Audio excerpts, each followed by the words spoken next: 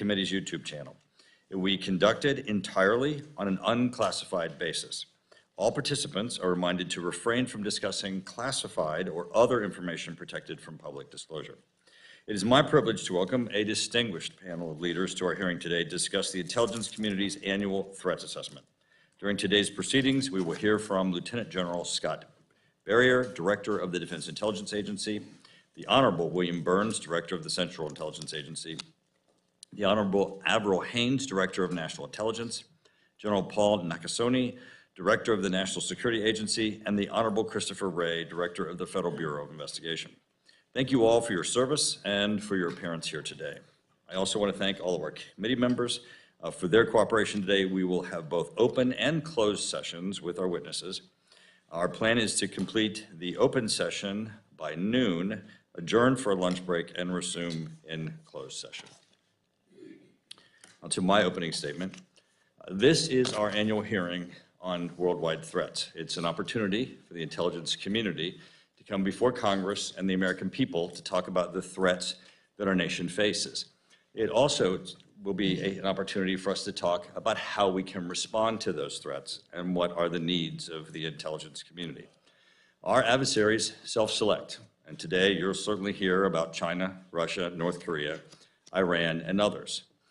We will also be discussing build an economy from the middle out and the bottom up. The president's budget will reduce the deficit by $3 trillion over the next 10 years, building upon $1.7 trillion in deficit reduction that has occurred over the previous 2 years. We two of our concerns of the rights of everyday law-abiding Americans whose rights may be violated.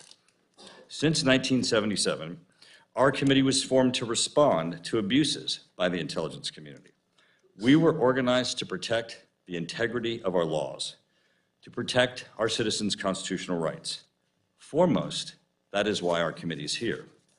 Concurrently, we were also here to protect our national security, to protect our country and its citizens from foreign and domestic adversaries. Now, I want to welcome you to our new intelligence community. It is new because we have a renewed commitment of both bipartisanship and working on a professional manner. Our committee was opened by an address by the Speaker of the House and by Minority Leader Jeffries, where he tasked each and every member of our committee to be dedicated to national security and to working together. I'm very pleased that Jim Haines and myself, my ranking member, are dedicated to that bipartisan cooperation and to the professionalism. No one is served by members of this committee fighting with each other. We are here to work together. It's what the American people deserve and what the American people expect. And we will not always agree, but through debate and dialogue, we will find solutions. One of these issues that will be open for debate is the renewal of 702 of FISA, the Foreign Intelligence Surveillance Act, Section 702. 702 is essential. It has provided successes, and it has provided those successes against our adversaries. However, there have been, and there continue to be, many abuses of FISA. It must be reformed. Our first step is that we must be honest with the American people. Today, I am going to be looking to each of you for honesty, an acknowledgement that FISA has been abused. From that acknowledgement, we can together find solutions and reforms as we work to renew 702 of FISA. To aid in this process, I have appointed a working group, 3 members of the majority. Jim Haines will be appointing 3 members of the minority to the working group. The working group will have equal numbers of Democrats and Republicans. Darren LaHood will be its chair. I've appointed Representative Darren LaHood to chair this working group because of his leadership, expertise, and integrity. Prior to his election to Congress, Darren LaHood served as a career prosecutor at both the state and federal levels. Specifically, he worked for the U.S. Department of Justice as an assistant United States attorney and was selected as the chief terrorism prosecutor in Las Vegas, Nevada. I am confident that his experience in investigating and prosecuting criminal and terrorist activities make him supremely qualified to lead this important bipartisan working group. I'm excited about the important work this working group is planning to do, and under Darren's leadership, I'm confident that they will produce meaningful reform proposals. But I would be remiss if I did not underscore the burdensome task that they have in front of them, and the reality that Congress cannot preserve FISA alone. What we need from each of you is a commitment to work with the committee and Representative LaHood's working group to gain America's trust and to pursue legislative reforms to the FISA process that safeguard and guarantee the constitutional rights of all American citizens. This commitment is necessary because it is the actions of individuals in your organizations who have degraded the public trust and has ultimately put FISA at risk. It is not Congress that has put FISA at risk. It is your organization. These abuses did not happen somewhere else. They happened underneath the leadership of the individuals that are represented at the table in front of us. Well, that may sound harsh, but the first step in earning back this trust is an ability to admit that there is, in fact, a problem.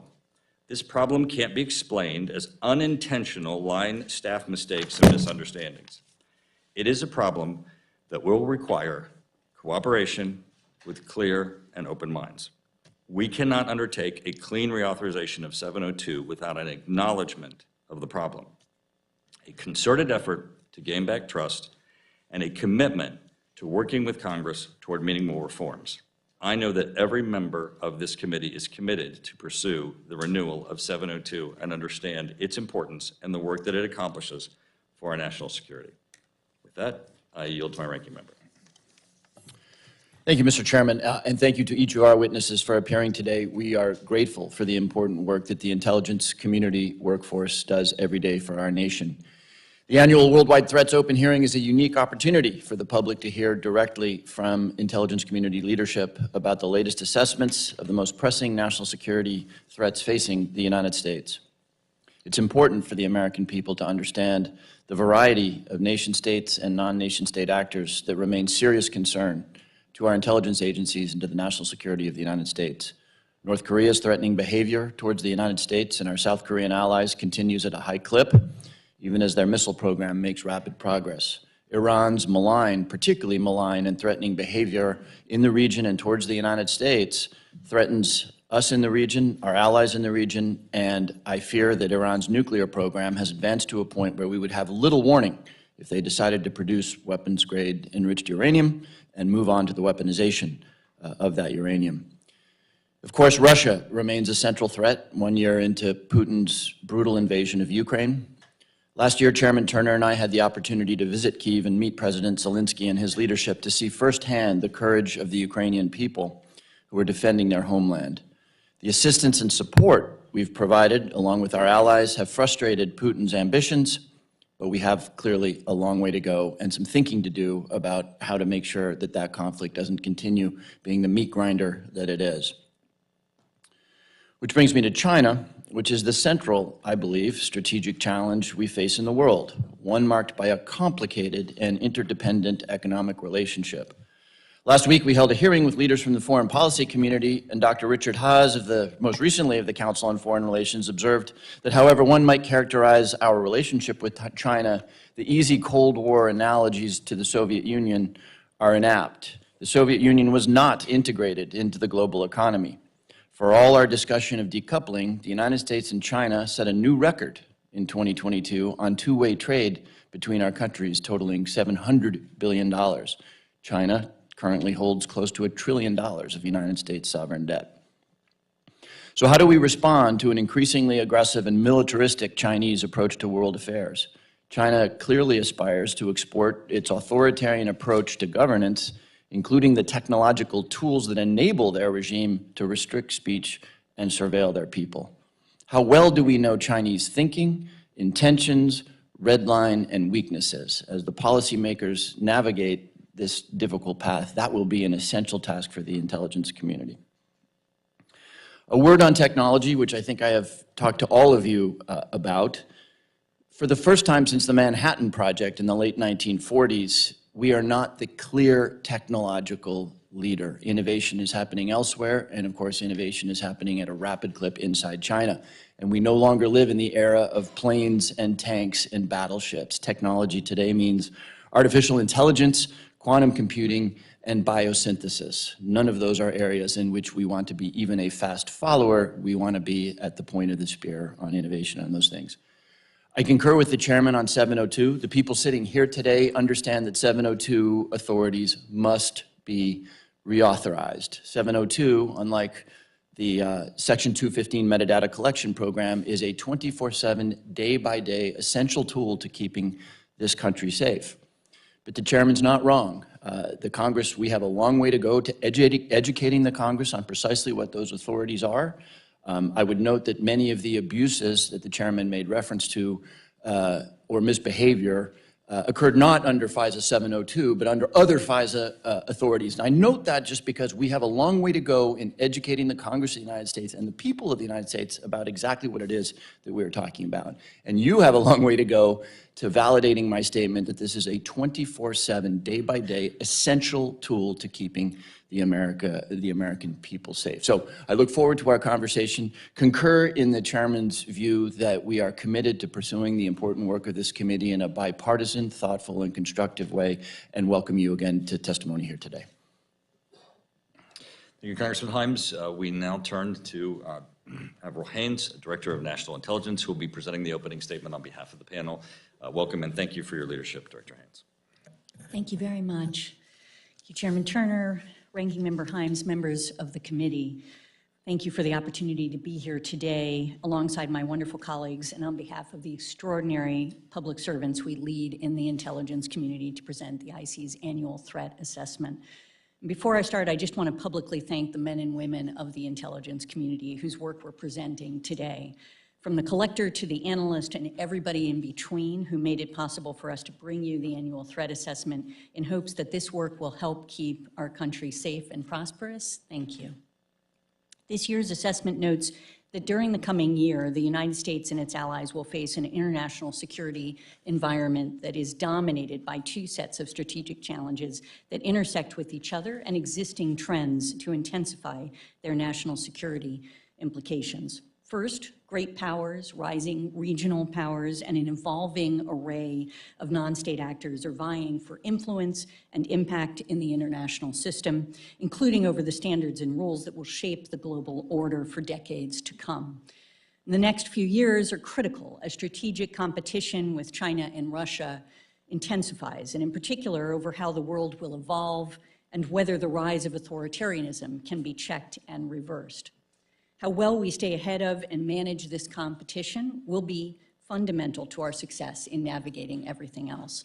Second, challenges that transcend borders, including climate change, human and health security, and economic needs made worse by energy and food security, as well as Russia's unprovoked and illegal invasion of Ukraine, are converging as the planet emerges from the COVID-19 pandemic. And all at the same time as great powers are challenging long-standing norms for transnational cooperation. Further compounding this dynamic is the impact that rapidly emerging technologies, Ranking Member Haines noted, are having on governance, business, society, and intelligence around the world. And given that background, the People's Republic of China, which is increasingly challenging the United States economically, technologically, politically, and militarily around the world, remains our unparalleled priority. Chinese Communist Party, or CCP, under President Xi Jinping, will continue efforts to achieve Xi's vision of making China the preeminent power in East Asia and a major power on the world stage. The CCP is increasingly convinced that it can only fulfill Xi's vision at the expense of U.S. power and influence, and by using coordinated whole-of-government tools to demonstrate strength and compel neighbors to acquiesce to its preferences, including its land, sea, and air claims in the region and its assertions of sovereignty over Taiwan. Last October, President Xi secured his third 5-year term as China's leader of the 20th Party Congress, and as we meet today, China's national legislature is in session, formally appointing Xi and confirming his choice to lead the PRC's State Council, as well as its ministries and the leaders of the military, legislative, and judicial branches. And after more than a decade serving as China's top leader, Xi's control over key levers of power give him significant influence over most issues.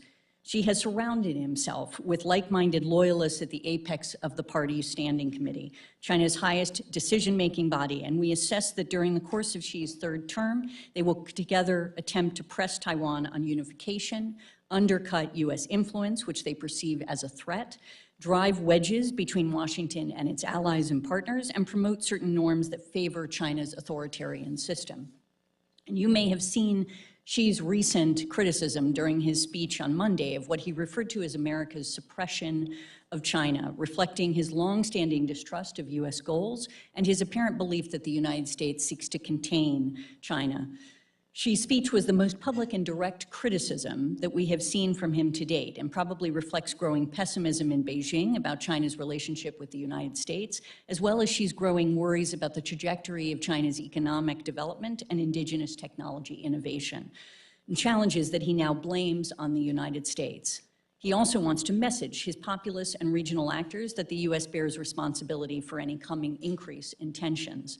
And despite public and directly critical rhetoric, however, we assess that Beijing still believes it benefits most by preventing a spiraling of tensions and by preserving stability in its relationship with the United States. Specifically, Beijing wants to preserve stability in East Asia, avoid triggering additional economic punishments from U.S. sanctions and U.S. partners, and showcase a steady relationship with the United States to avoid setbacks in its other relationships around the world, even while signaling opposition to claimed U.S. provocations, including the shoot-down of the PRC balloon.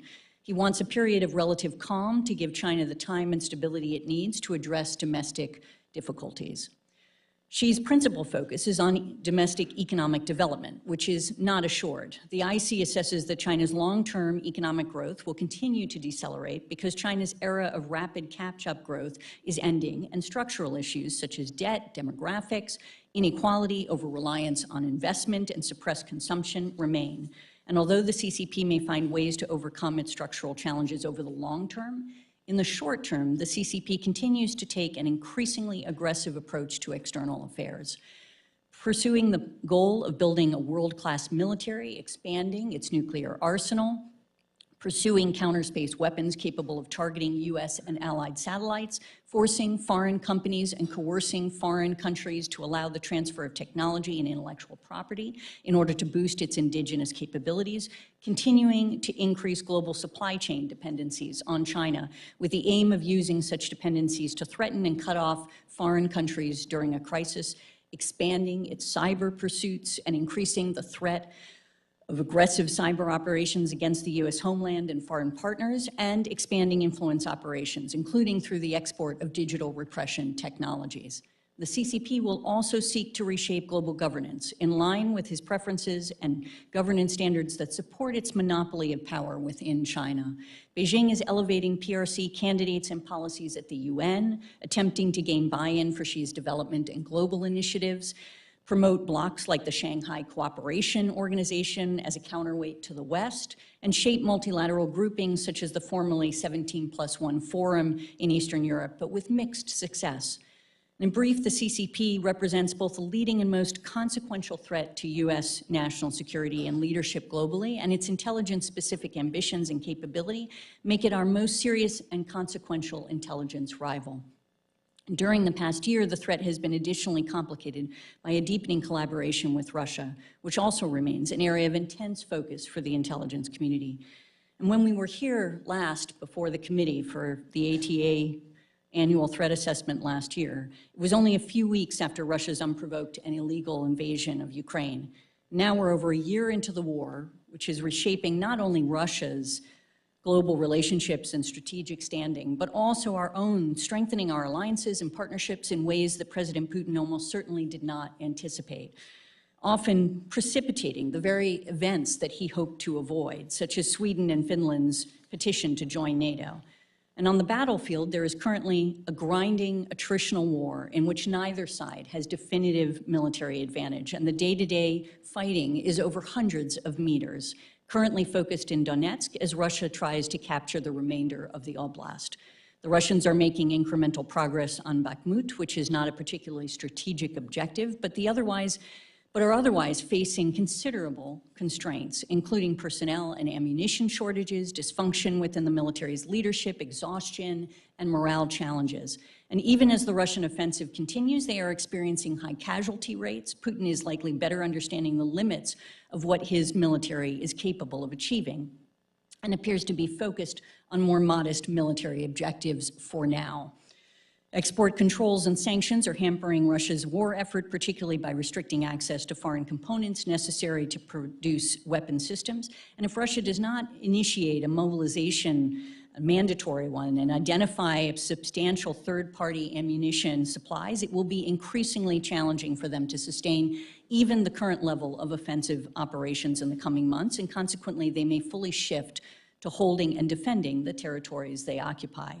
In short, we do not foresee the Russian military recovering enough this year to make major territorial gains, but Putin most likely calculates that time is on his side, and prolonging the war, including with potential pauses in the fighting, may be his best remaining pathway to eventually securing Russia's strategic interests in Ukraine, even if it takes several years. Ukraine, of course, also faces challenges. Ukraine's prospects for success in a major spring offensive will probably hinge on several factors. At present, the Ukrainian armed forces remain locked in a struggle to defend against Russian offenses across eastern Ukraine. And while these Russian assaults are costly for Russia, the extent to which Ukrainian forces are having to draw down their reserves and equipment, as well as suffer further casualties, will all likely factor into Ukraine's ability to go on the offensive later this spring. The IC continues to monitor Putin's reactions and his nuclear saber rattling. Our analysts assess that his current posturing is intended to deter the West from providing additional support to Ukraine as he weighs a further escalation of the conflict. And he probably still remains confident that Russia can eventually militarily defeat Ukraine and wants to prevent Western support from tipping the balance and forcing a conflict with NATO. And of course, the already considerable human toll of the conflict is only increasing. In addition to the many tens of thousands of casualties suffered by the Russians and Ukrainian militaries, more than 8 million people have been forced to flee Ukraine since Russia invaded. There is widespread reporting of atrocities committed by Russian forces, including deliberate strikes against non-military targets, such as Ukraine's civilian population and civilian infrastructure, particularly its energy facilities and electrical grid. Russia and its proxy groups almost certainly are using so-called filtration operations to detain and forcibly deport tens of thousands of Ukrainian civilians to Russia, and the IC is engaged with other parts of the U.S. government to document and hold Russia and Russian actors accountable for their actions. The reaction to the invasion from countries around the world has been resolute, hurting Russia's reputation in the world and generating criticism at home. Moscow has suffered losses that will require years of rebuilding and leave it less capable of posing a conventional military threat to Europe and operating assertively in Eurasia and on the global stage. And as a result, Russia will become even more reliant on asymmetric options such as nuclear, cyber, and space capabilities, and on China. Our assessment also covers Iran, which continues to pursue its longstanding ambitions for regional leadership and is a threat to U.S. persons directly and via proxy attacks. Iran also remains a threat to Israel, both directly and indirectly through its support of Lebanese Hezbollah and other proxies. And most concerning, Iran has accelerated the expansion of its nuclear program, stating that it is no longer constrained by any JCPOA limits and has undertaken research and development activities that would bring it closer to producing the fissile material for completing a nuclear device following a decision to do so. North Korea similarly remains a proliferation concern as it continues its efforts to steadily expand and enhance its nuclear and conventional capabilities, targeting the United States and our allies, periodically using aggressive and potentially destabilizing actions to reshape the regional stability environment in its favor and to reinforce its status as a de facto nuclear power. In addition, regional challenges such as interstate conflicts, instability, and poor governance developments also pose growing challenges.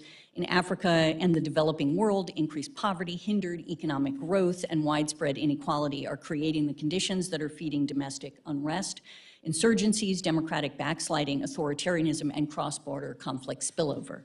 And several parts of the Middle East will remain plagued by war, insurgencies, and corruption. In the Western Hemisphere, persisting economic weakness, insecurity, corruption are fueling public frustration, and anti-status quo pressures that very likely will present governance challenges to leaders while also posing sustained spillover migration, criminal, and economic challenges for the United States.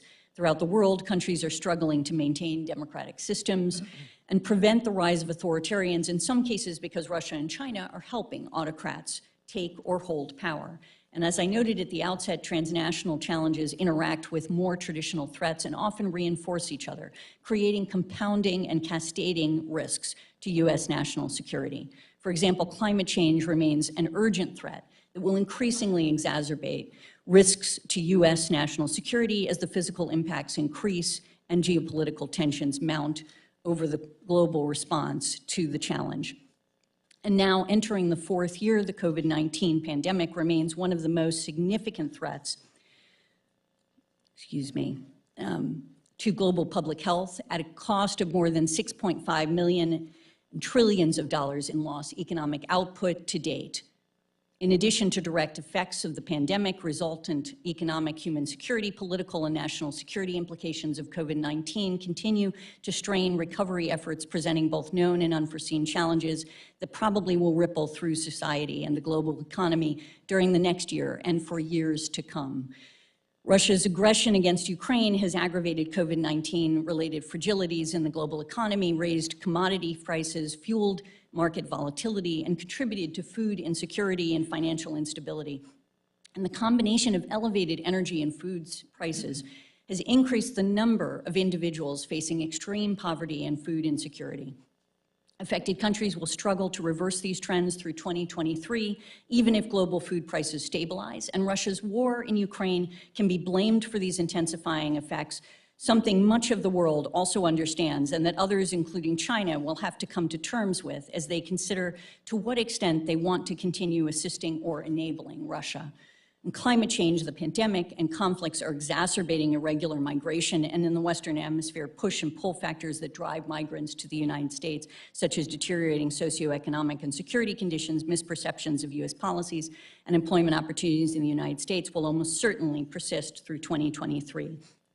And please forgive me, because apparently the last 2 pages of my did not print out on this, so I'm just going to grab my extra copy. Oh, for heaven's sakes. Okay. Transnational criminal organizations exploit migrants through extortion, kidnapping, and human trafficking, including sex trafficking and forced labor. And these organizations also continue to pose a direct threat through the production and trafficking of lethal illicit drugs, massive theft, financial and cyber crimes, money laundering, and eroding the rule of law in partner nations. In particular, the threat from illicit drugs is at historic levels, with the robust supply of synthetic opioids from Mexican TCOs continuing to play a role in driving American overdose to over 100,000 annually.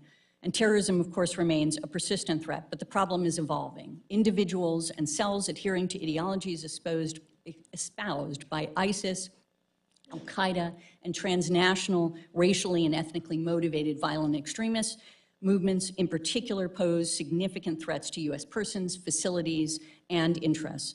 And then 2 indirect threats that I think are worth highlighting. New technologies, particularly in the fields of artificial intelligence and biotechnology, are being developed and proliferating faster than companies and governments are able to shape norms governing their use, protect privacy challenges associated with them, and prevent dangerous outcomes that they can trigger.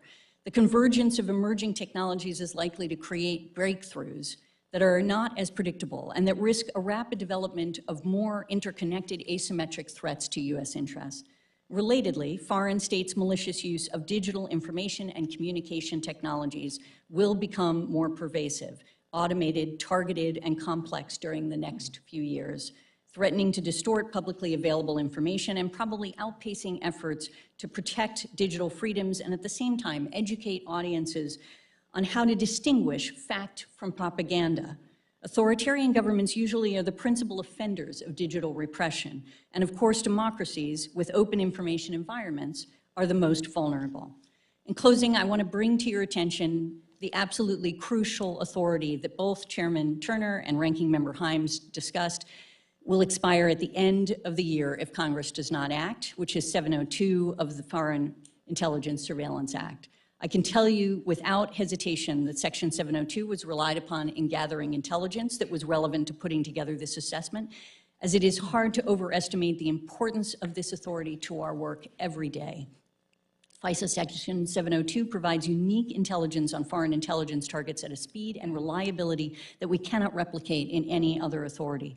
Section 702 was originally enacted to enable the U.S. government to quickly collect on the communications of terrorists located abroad. The authority allows the IC to acquire foreign intelligence from non-U.S. people located outside of the United States who are using U.S. electronic communication service providers. 702 is still vital to our counterterrorism mission, as evidenced by its key role in the U.S.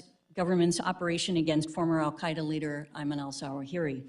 But 702 is now principally relied upon for vital insights across a range of high priority threats, including China, malicious cyber actors targeting U.S. critical infrastructure, weapons proliferation, attempting to evade sanctions to deliver precursor chemicals to hostile actors, and even key intelligence related to threats emanating from Russia, North Korea, Iran, and I'll say China again. I realize that Section 702 is a powerful authority, and it's incumbent on all of us in the intelligence community to ensure that the privacy and civil liberties interests of Americans are built into its design and implementation at every level. And over the last many years, we have significantly expanded oversight and dedicated resources to compliance in order to do just that. And we welcome the opportunity to work with you on reauthorizing this critical authority and building in your trust.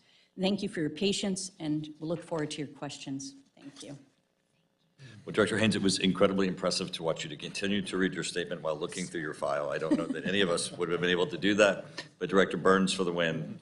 That was great. As always. Yeah, excellent.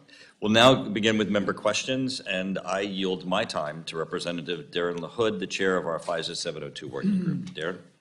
Well, thank you, Chairman Turner, and I want to thank the panel here today for your service to our country, and thank you for the work you do every day to keep our citizens safe and our country secure. I'm honored to be selected as the lead for this important working group on FISA reforms, and I'm excited to take on the necessary review.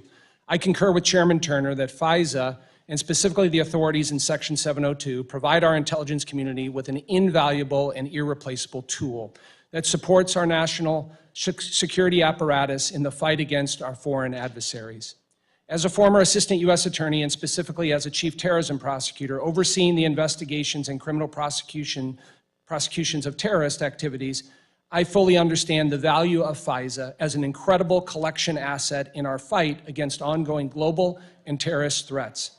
This committee has been briefed countless times on the many successes directly attributable to our 702 collection authorities, some of which, Director Haines, you highlighted in your opening remarks. And I would also comment, I know General Nakasone last month, or I guess in January, you spoke to the Privacy and Civil Liberties Oversight Board on the value of 702. In that speech, you talked about this authority provides the U.S. government with irreplaceable insights, whether we are reporting on cybersecurity threats, counterterrorism threats, or protecting U.S. and allied forces. FISA Section 702 has helped us understand the strategic intention of the foreign governments we are most interested in, including the PRC, Russia, Iran, and North Korea. Unfortunately, there are far too many members of Congress on both sides of the aisle that question whether the executive branch can be trusted with this powerful tool.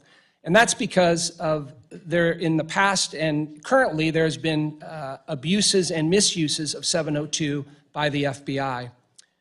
From where I sit today, I believe that a clean legislative reauthorization of 702 is a non-starter. To reiterate what the chairman said, you must first acknowledge that a problem exists before we can formulate meaningful reforms to build back trust and confidence in the FISA process. Director Wray, I want to start with you and ask, are you willing to acknowledge that the FBI has committed abuses and violations in its use of FISA, and is that defensible? Well, first off, no violations are defensible, in my view. It's important to distinguish, as I think both the ranking member and the chair may have, between things that happen with Title I FISA, for example, that were at issue in the Inspector General report related to the Crossfire Hurricane matter, which, as I've said before, describes conduct that I consider totally unacceptable, totally unacceptable and unrepresentative of the FBI, and we implemented all sorts of reforms that I could go into on that.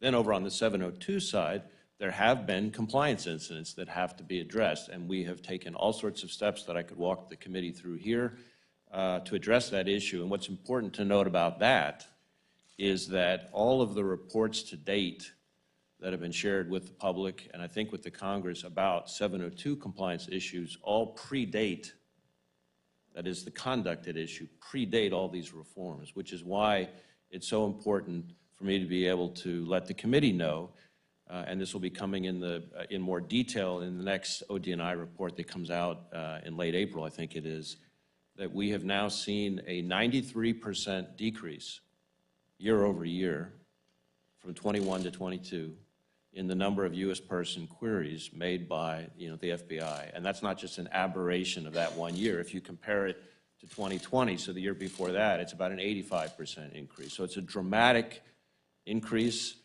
in the judiciousness with which our people are running their queries. And we are absolutely committed to making sure that we show you, the rest of the members of Congress and the American people, that we're worthy of these incredibly valuable authorities. Well, I appreciate you mentioned that. I would say because of a number of these abuses and non-compliance issues with the FBI, would you agree that the FBI has a trust issue with the American public and specifically with members of Congress? Well, certainly, anytime we have anybody who has a trust issue with us, we want to try to address it. I think when I look at the American people more broadly, I think a lot of it is reaction to specific cases and things here and there, but I will tell you that I see the American people showing up in droves to come work at the FBI. Putting that to the side, we clearly have work to do, and we're eager to do it with this committee to show that we can be worthy stewards of these important authorities. And so if there are questions that need to be answered, I understand completely why those questions are being raised. We brought them on ourselves. And I want to make sure that we can show you that we can answer those questions. And how do you give reassurance to the American people that their civil liberties are going to be protected? Well, the changes that I started describing at a high level include all sorts of things. So that's everything from system changes that prevent even inadvertent compliance incidents. That's new safeguards, new approvals, new oversights, all sorts of mandatory enhanced training. I created and stood up an entire new Office of Internal Audit that did not exist at the FBI before, and brought in a former agent who's also a former Big Four accounting firm partner to run that Office of Internal Audit. And that office is focused exclusively on FISA compliance. Ultimately, in the long run, we want that office to take on other kinds of compliance too. But because of the importance of this issue, because of the importance of the concerns that you and others have framed, we've dedicated that Office of Internal Audit to focus exclusively on this important authority and compliance with it. So those are some of the things. Obviously, there's a lot more that I could get into, but I'm sympathetic to the time constraints here. Well, thank you for that. Unfortunately, I believe that the FBI does have a significant trust issue with members of Congress, and that's part of what we'll deal with the working group. And I would say that trust has only been made worse by the recently declassified Section 702 compliance report covering December 2019 through May of 2020. In that report, there was a number of concerning things that were brought forward. There was queries done inappropriately by the FBI on a local political party. And then secondarily, included in there was one specific instance of abuse involving multiple queries of a sitting member of Congress in the FBI's FISA databases. Buried in a footnote of the declassified assessment, this specific incident described as follows. Quote, an intelligence analyst with the FBI conducted multiple queries using only the name of a U.S. congressman. The 707 report describes the specific facts that led the analyst to conduct these queries. These queries retrieved unminimized FISA-acquired information, including Section 702 acquired products that were opened. FBI advised that no minimized FISA-acquired information was disseminated or used in any way. This was reviewed, obviously, by the National Security Division of the U.S. Department of Justice and OD&I, and based on what they reviewed, they found these queries to be wholly inappropriate, not compliant, and a violation because they were overly broad as constructed. I think that the report's characterization of this FBI analyst's action as a mere misunderstanding of querying procedures is indicative of the culture that the FBI has come to expect and even tolerate. It is also indicative of the FBI's continued failure to appreciate how the misuse of this authority is seen on Capitol Hill.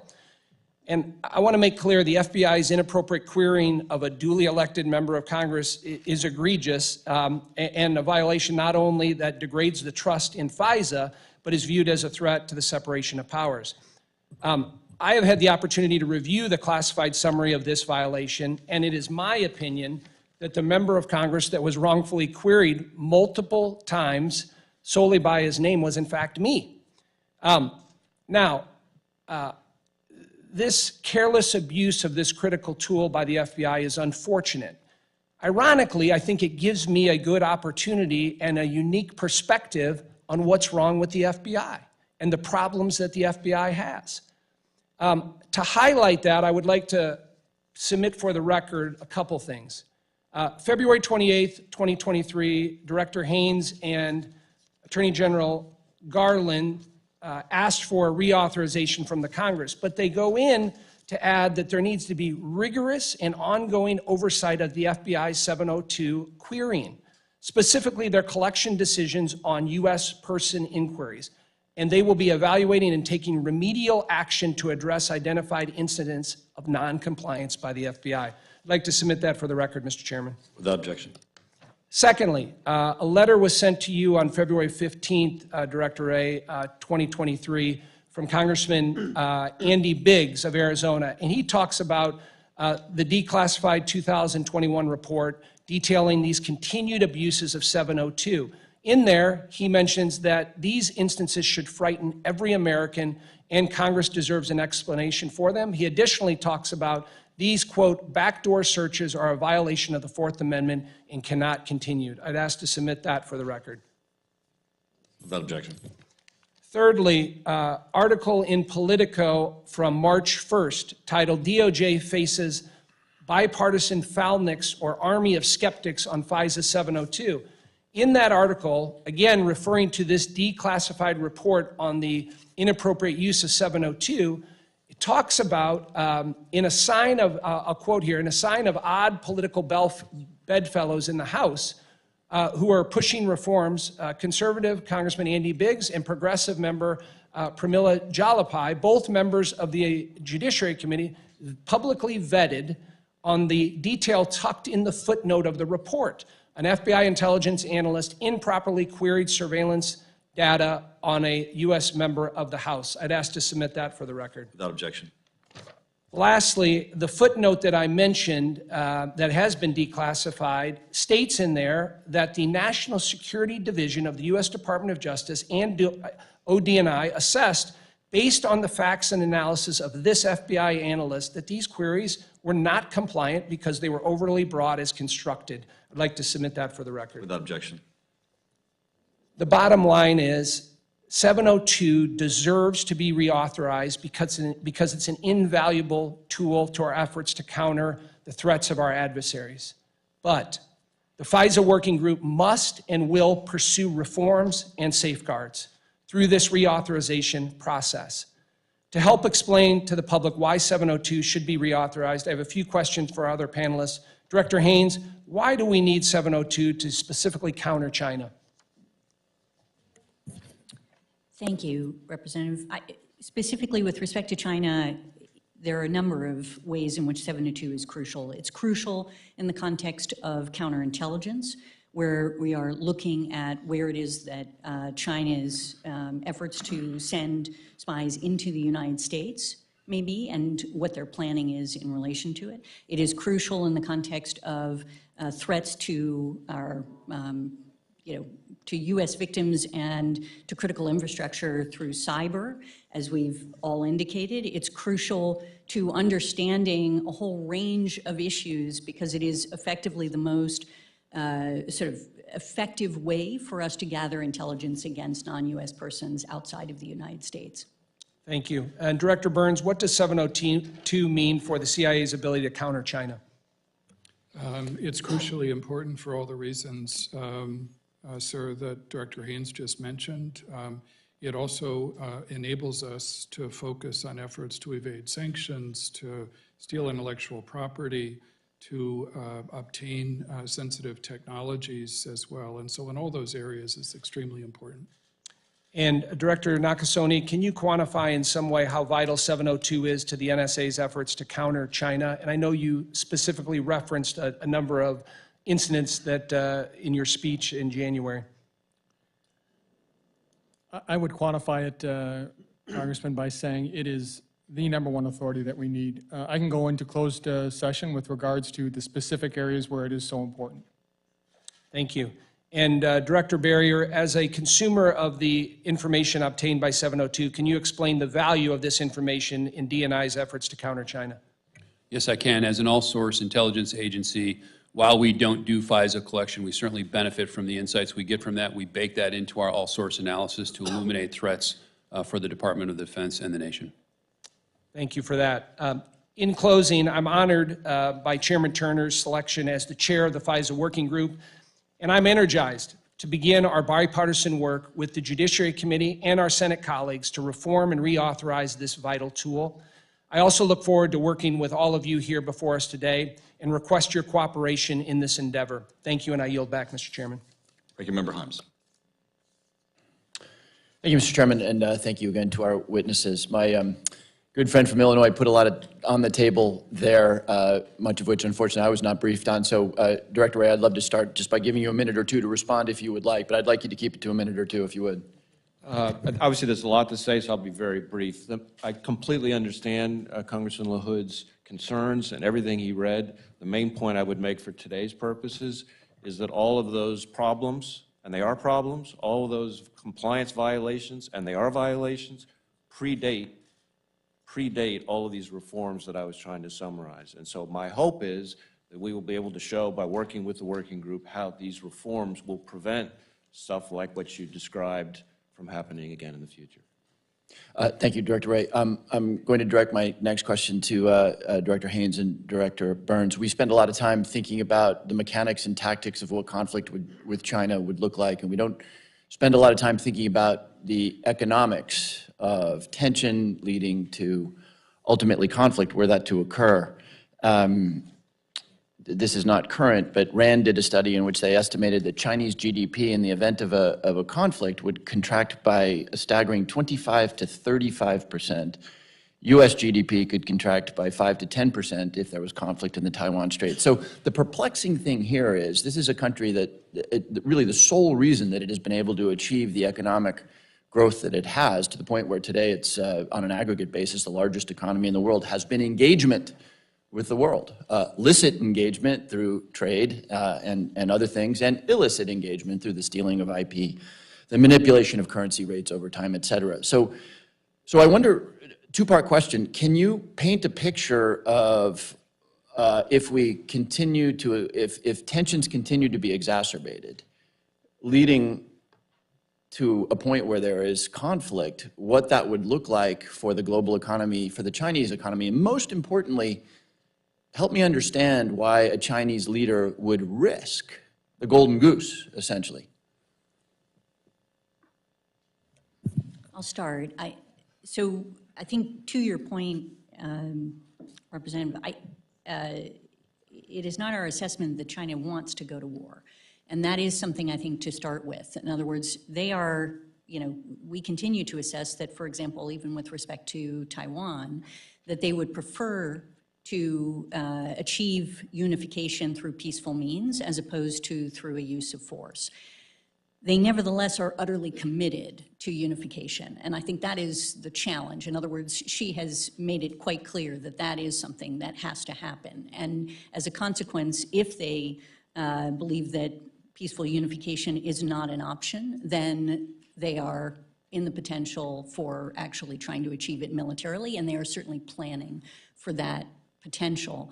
And then in terms of the impact that it would have, I think, obviously it depends on what the conflict looks like. But to your point again, I think it's absolutely right that this is, any conflict is likely to have enormous economic implications. And one of the things that we have certainly looked at and that others, within the government, treasury and commerce and so on, have looked at is the implications with respect to Taiwan of a disruption of their materials, particularly their semiconductors. And we've, studies show that it would actually have an absolutely enormous implications for the global financial economy if there were disruption to Taiwan's semiconductor production. Because really, Taiwan, the semiconductors, the chips that come out of Taiwan are present in virtually every category of electronic devices around the world. Leave it at that. Director, I know CIA conducts economic work and economic assessment, so I'd be interested in your view. Sure, and I would just add two examples to what Director Haines said in terms of the calculus of the Chinese leadership, both on Taiwan and in terms of its relationship with Russia.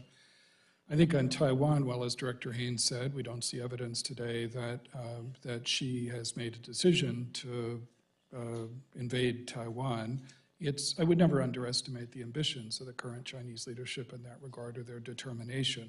I do think that nobody has watched more intently Vladimir Putin's experience in Ukraine than Xi Jinping has. And I think he's been sobered to some extent, at least it's our analysis, by the extent to which the West was able to maintain solidarity and absorb some short-term economic costs in the interest of imposing even greater long-term economic costs on Russia. That's something that President Xi has to weigh as he comes out of zero COVID, tries to restore Chinese economic growth, tries to engage with the rest of the global economy. And I think that also weighs in his decision about whether or not to supply lethal equipment to Russia. We see clear evidence that the Chinese leadership is considering that, not that it's made a decision, not that it's begun lethal shipments. But there again, I think that economic factor, as Director Haines said, has to weigh significantly in the calculus of the Chinese leadership. Do we believe that the Chinese leadership sufficiently appreciates, even were they to supply lethal weapons, that would have economic consequences? An awful lot of people around the world would be much more hesitant to do business with China. Do we believe that the leadership in Beijing understands how that is a first step towards, again, killing the golden goose that has allowed that country to grow economically?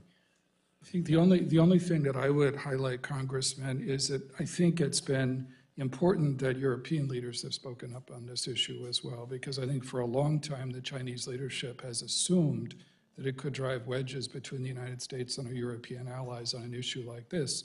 I think the fact that several prominent European leaders have spoken out directly about this is a very important step. Thank you. Second category of questions is on technology, and I want to be respectful of my colleagues' time, so I'm going to direct the questions to General Nakasone and General Berrier. I had the opportunity last week to visit CIA and see the work that's been done by the director in terms of technological innovation. Director Burns has made it a strategic priority. He hired somebody from the outside to be Chief Technology Officer. The visit was amazing. This new Chief Technology Officer cleared out offices, created an open floor space. There's free snacks. They're just missing a millennial playing the guitar to reproduce what you see in Palo Alto every day in the middle of CIA headquarters. So with that as context, what are you guys doing? I'll start with you, General Nakasone. What are you guys doing that is as tangible as what CIA has done to make sure that we are at the cutting edge of technological innovation? One of the things we've done, Ranking Member, is look at different partners. This is the key piece of what we've learned from Russia, Ukraine. The private sector has been incredibly helpful in terms of where we need to go in being able to thwart what Russia has attempted to do in Ukraine. We've opened up a cyberspace collaboration center, an unclassified building where our analysts go to engage with the private sector and members of the defense industrial base to do two things. One is to provide information in the defense industrial base in terms of what is going on in the domain of cyberspace. Two is to also get information from what we're seeing out there. What are the new leads? What are the things that we have to be able to emphasize? The coming decade is certainly a decade where cyberspace will be dominant. One of the things that we believe is that we have to have those partnerships that are so critical. General Berrier. Congressman, our innovation engine is really fueled by this thing called Neetopedia. This is where Neetopedia, where companies can come in with great ideas on how they might be able to help the defense intelligence enterprise. We evaluate those ideas, we meet with those folks, and then we try to pull their ideas in.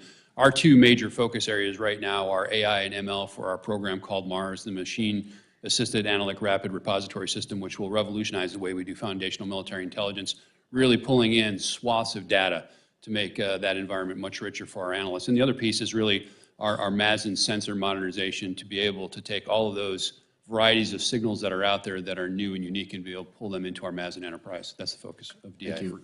General Berrier, I appreciate that, and I'm glad you highlighted openness to outside companies that are not the traditional primes. I think that only gets you about a third of the way there, because I've just heard too many stories of innovative companies who just have no hope of navigating the acquisition process and authorities and everything else, even though they may have cutting-edge technology far better than what would be. So I'm going to follow up with you on that and yield back my time. Thank you, Mr. Chairman.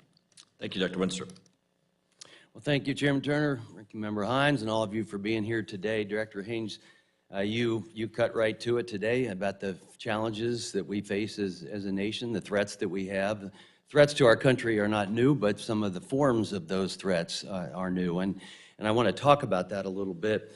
The Chinese Communist Party is very assertive. They want to destabilize us as much as they can, and they're getting pretty good at it. So the growing concerns I have are the development of adversaries' biological weapons is of great concern to me, and also the flow of illicit fentanyl coming into our country, which even in a meeting with the Chinese ambassador, he admitted we sell the precursors. Those are legal products. You know, it's somebody else's problem after that.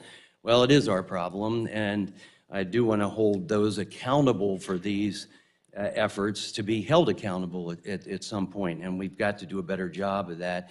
And I think we need to address and invest in the resources we need to stop the scourge of this of fentanyl, illicit fentanyl, and also the creation of bioweapons is something we should be greatly concerned about, as with any weapon an adversary may carry. So it's our responsibility, I think, to really work together on these things as best we can. We had a panel a few weeks ago. Dr. Heather Wilson was there, and I asked how we could work together a little bit better in her eyes. And she mentioned how the law requires members of this committee to be kept fully and currently informed of the intelligence activities of the United States. That's this committee. It's not every member of Congress. It's not the general public, and we all get that. But for this committee, it has to happen, and we need to insist upon that. And we also need to insist on our side that we engender trust to the seriousness of this committee and the work that we have to do on our own professional responsibilities in this relationship. And I think we're at that point. I really do with this committee right now. But we have the responsibility of oversight as well as working with all of you. And in my mind, there can be no walls between us. There can be walls around us at times. There needs to be walls around us at times. But there should be no walls between us if we're going to be effective. And we really can only move at the speed of trust. And I feel like I've developed relationships with all of you. It's been very helpful to the work that we do on this committee, and I thank you for that. Sometimes we can do a little bit more.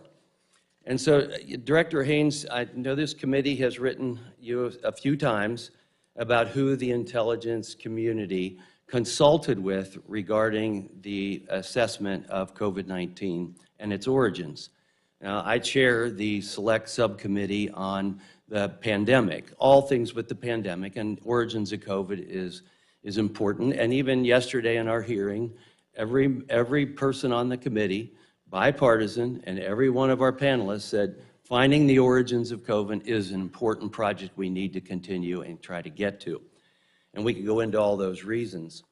You know, why is it important, though, that for us to have this information and to know who the experts are? And, you know, if we hear something like, it's our policy not to tell you on the committee who we spoke to, that's a problem. And it is important who you spoke to, because if who someone spoke to may have some personal bias or other agenda or political bias towards their conclusions. I mean, look, you've seen all these agencies with different conclusions. Well, why is that? Well, part of that may be depending upon who they talk to. So that is important that we get that information. And it's my understanding that the DOE would be willing to show us their underlying report, especially their updated report. But since OD&I owns the assessment, you'd have to approve that. So what I'm going to ask is that you would approve that and get us that information so that we can move forward. And I would hope that we can also get the information of actually who they talk to. It's important to this committee. It's important to the country. So I guess I'm just asking, would you commit to that at this time? Thank you so much, Congressman. I know this is an issue that we've talked about before, and I think, first of all, on the DOE assessment, absolutely, I suspect it would have to be in classified form. I'm sure it's a classified report, but more than happy to share any final assessment that they've done if they're comfortable with it. I can't imagine myself standing in the way, so I don't know what that is, but we'll look into that and get back to you quickly. I think on the more general issue, let me just put a few things down. I think one problem for us is that we obviously want to be able to consult with outside expertise, including academics, a variety of other experts in fields related to COVID-19, but also a series of other areas that we work in. And often for many academics that we consult with, it's not something they do not want to be known as consulting with the intelligence community. It creates challenges for them. And if I may, I'm talking about in a classified setting. No, let me finish. And this is important, and this is important to the work, because we do need to know who they are and how they came to their assessments. Congressman, let me just finish. I'll explain. So often what will happen is they will, for example, be willing to participate in a conference or something along those lines that's not for us, and they will do it under Chatham House rules that says that we can't attribute, essentially, anything to them specifically, even though we can bring the information out. That's an example of the kind of challenge that we end up in. So we can't, what we have been able and willing to provide in classified or in unclassified, and we've given this obviously, is basically the backgrounds of various experts that we've consulted with, the actually published information that we've relied on, and answer any questions about how we got to a conference. Director, I'm going to need you to conclude. Got it. And I'll just finish with the last thing, which is that if there's anybody, sir, that you want us to talk to that you feel like we haven't, I commit to you that we will absolutely take those names and we will ensure that we are consulting with them as well. We're just trying to do the best job we can to, in the future, be able to predict a pandemic, prepare for it, to protect the American lives, and to prevent one if we can. Mr. Carson. Thank you, Chairman and Ranking Member. This is an open question. Last week, our committee heard from several respected leaders from the think tank community, and in their remarks, they presented differing views about whether a standalone open source agency is needed in the IC.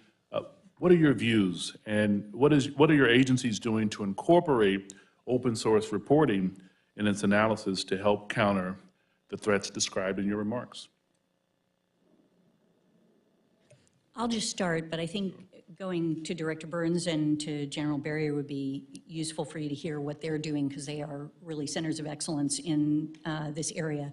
We have been through a process whereby we've been trying to ensure that the open source work that is being done across the community essentially is as effective as possible in supporting the priorities across the intelligence community. And one of those issues that's come up is how do we organize ourselves? How do we ensure we have the right talent? How do we ensure we're supporting the technology that's needed and maintaining the partnerships with the private sector and otherwise that are important to this effort? And we had an external panel look at that, and we have received advice, and we are going to be establishing at ODNI and OSINT Executive, which is a small group. It'll be like a dozen folks if we go forward with this, basically to support the work that is being done across the intelligence community. The CIA is the functional manager for us on OSINT, and the DIA is the Defense Intelligence Enterprise Manager on this. So I'll turn to them. Sure. No, just to add, Congressman, I mean, I take very seriously the increasingly important role of open source information. We can't function effectively as an intelligence service, as the functional manager across the intelligence community, unless we put more resources, more drive, more energy into this issue. So I appointed a new director of our open source enterprise several months ago, and I'm really pleased with the drive and energy and creativity that he's bringing to this as well, not only to make better use of artificial intelligence and machine learning, because the challenge for us, for our analysts, is sifting through the avalanche of information that's out there, sifting through the haystack to get to those needles that are going to matter most to human analysts, and doing it very quickly. And then to work with Director Haines and General Berrier and our other partners in the IC to avoid duplication. So we're learning from one another's experiences. And then also, I think, to look at ways in which we can learn from one another on training, on governance issues as well. So I'm pleased with the progress we're making, but I'm determined to continue to drive this. Congressman, we think that open source, when combined with other sources of information that are classified, really comprises the secret sauce for all source analysis. And so I would say, from a defense portfolio side of the house, what we are trying to do is formally establish the defense program so that we have standards for training, tradecraft, that we're not getting ripped off in multiple places by buying the same kind of data, and that we're doing this in a way that's smart across the services and across the combatant commands. Lastly, Chairman, recently we heard from several speakers, including General Petraeus, who warned of a lack of a genuine workforce development training in the IC. What are your organizations doing to improve diversity when it comes to recruiting and retaining your workforces? And if you agree that the IC needs to devote more resources to professional development, how do you all plan on tackling those very apparent issues? Yeah, thank you very much, Congressman. I think there is no question that we have to do better on diversity, equity, inclusion, and accessibility. And I think you'll see in our budget requests and our proposals, in all of the work that we're doing, that we see this as an area that we need to focus more intense resources and efforts. I will tell you that what as a general matter, when I look across OD&I, for example, in the senior leadership, and I look at the percentage of Hispanic and Latinos, for example, it is, a little bit more than 3%, and that clearly does not reflect the country. These are things that we are trying to get out. So the first part, from my perspective, is ensuring that we have data that is reliable, that allows us to be held accountable to what our diversity and inclusion is, and that we're able to do barrier studies and work that allow us to understand where there are challenges. We are also working across a range of other issues that we've seen to sort of promote recruitment across the country in a variety of different communities to ensure that we're reaching folks that don't normally come to the IC or know about the IC, that we are focused on retaining the diverse talent that we do have. We've recently looked at a project that would help to I'm going to have to ask you to summarize. In order to get through the list that we have, and Bruce, we're going to have to close the list. We're going to have to start keeping everyone to the 5 minutes. So if you'd make your answers just a little bit shorter so we can get to everybody and get to the closed session. Okay, all right. You yield? Thank you, Chairman. Thank you. Mr. Stewart. All right, I'm going to talk really fast then. There's a couple things I do want to talk about, and again, to hit them both, I'm going to be very brief on the first one, and that is 702, to reemphasize the importance of that. Thanks for all of you being here. We recognize that each of you are distinguished leaders. If I could make this point in introduction to 702, all of us are responsible to the people, but those of us sitting up here have a special responsibility to the people. We go home every weekend and we talk with hundreds of people. I think we have a pulse on where the people are, far more than the executive, far more than military or intelligence officials, and I would say far more than the Senate. And so I think we have a pulse of the people, and in that regard then, when we talk about 702 and the fear and concern they have, with Director Wray, if I could, I'm going to read you a communication I had from a constituent who is a national security expert official. And then I'd ask you to respond, or maybe you don't want to, but I read this to you to illustrate this is the challenge we have when it comes to reauthorizing. And much of this is shared by members of Congress as well, but quoting from him, we could show dozens of examples. Sending FBI agents to shut down local prosecutors for going after Jeff Epstein, systemic abuse of FISA, systemic abuse of First Amendment rights, targeting parents and Catholics, refusing to investigate multiple reports of sexual abuse of U.S. gymnasts. The problem is, speaking of the FBI, they have no accountability, near absolute power, and they know no one, not even Congress, can touch them. That is what many, many Americans feel. And now we have to go to them and say, yeah, we understand your concerns, but at the same time, we want to reauthorize these powers and authorities. I read that for you, as we discussed earlier, as a challenge we have. You're welcome to respond to it, although please do so briefly, or if you just recognize, yeah, we need to admit to the American people that we've made mistakes and we're going to correct it. So, Congressman, I appreciate you sharing your constituents' letter with me. What I would say is, of course, like any major institution, we have made mistakes. Some of the descriptions in the constituents' letter are not accurate in terms of what actually happened, but absolutely we have made mistakes. And to me, the mark of a leading organization is not whether it makes mistakes or not. All major organizations, all elite organizations do, but whether or not we learn from those mistakes. And I think we have. We've made all sorts of changes, which I could go into on different issues, but we're determined to be worthy of all Americans' trust, including your constituents. Well, and I appreciate that, because that's where we're going to find success, is if we can say that we recognize that we can do better. And to do better, the process has got to be reformed somewhat. And we look forward to working with you, because we do have to reauthorize 702. Director Haines, this is to you. I think you're probably most appropriate to answer this. Now, I mean, there's so many things we could talk about here. We look forward to the closed hearing, as I said, but we have to talk about China. I reflect back on my military experience. There were a number of incidents, you know, a couple times when we had American assets, American intelligence aircraft who were captured and had a forced landing in China. The P-3 incident with the J-8 is an example. And during that time, we didn't really know what our policy would be, how the U.S. would respond. In the past, the president has said pretty clearly that we would respond with military action if China were to invade Taiwan. And then shortly after that, the administration kind of walked back those comments, but it didn't occur just once, it occurred several times. We have this policy of strategic ambiguity, which has served us well for the last 30 years. But I wonder if it's not time for us to declare another policy, a new policy, and that is we will defend Taiwan. It's pretty clear the president seems to think that. And I think if we're going to deter, again, understanding the need for strategic ambiguity before, but times are different now. If we're going to deter, I think we have to be clear in saying, yes, we will defend Taiwan militarily if we have to. Director, am I wrong? And has there been a change in the administration's policy regarding ambiguity? Thank you, Congressman.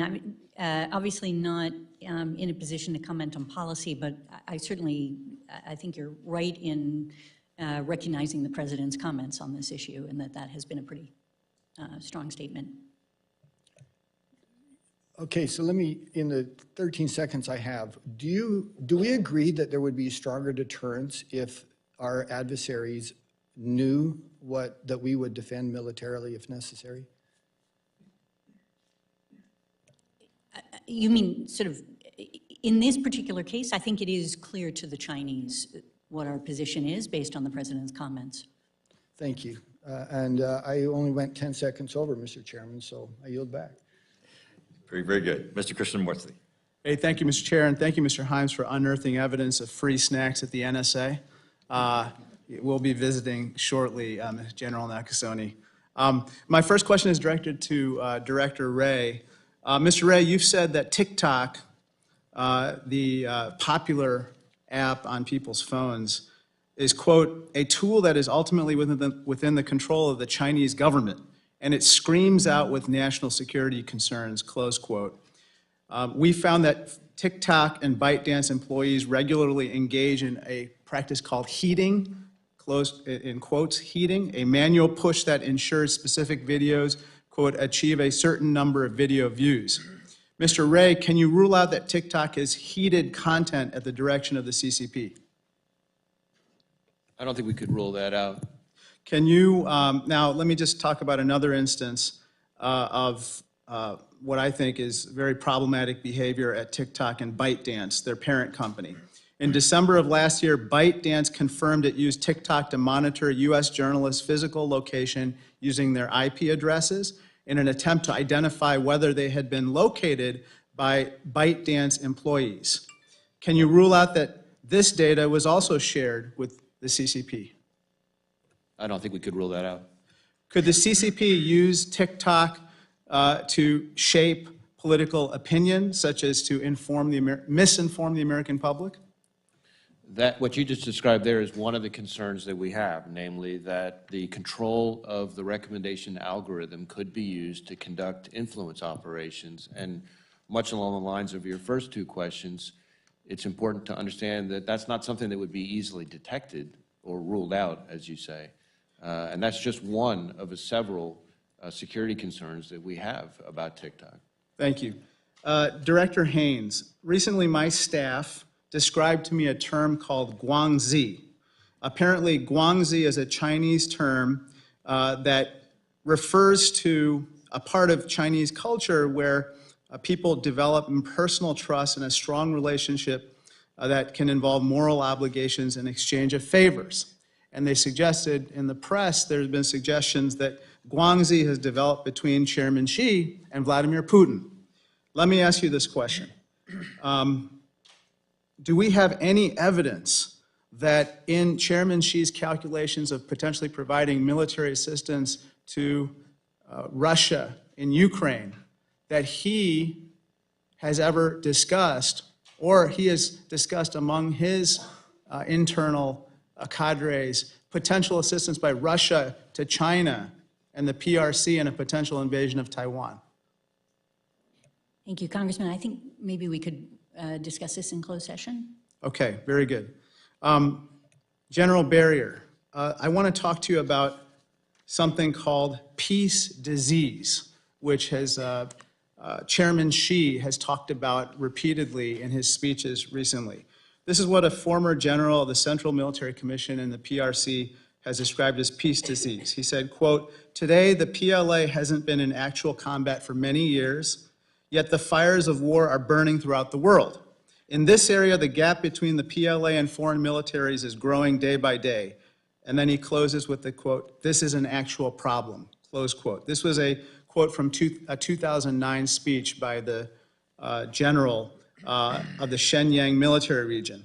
This term, peace disease, refers to supposedly a lack of combat readiness on the part of the PLA. Has appeared 565 times in the PLA Daily between 2012 and mid-2018, and just recently Xi Jinping said he wants to cure the peace disease.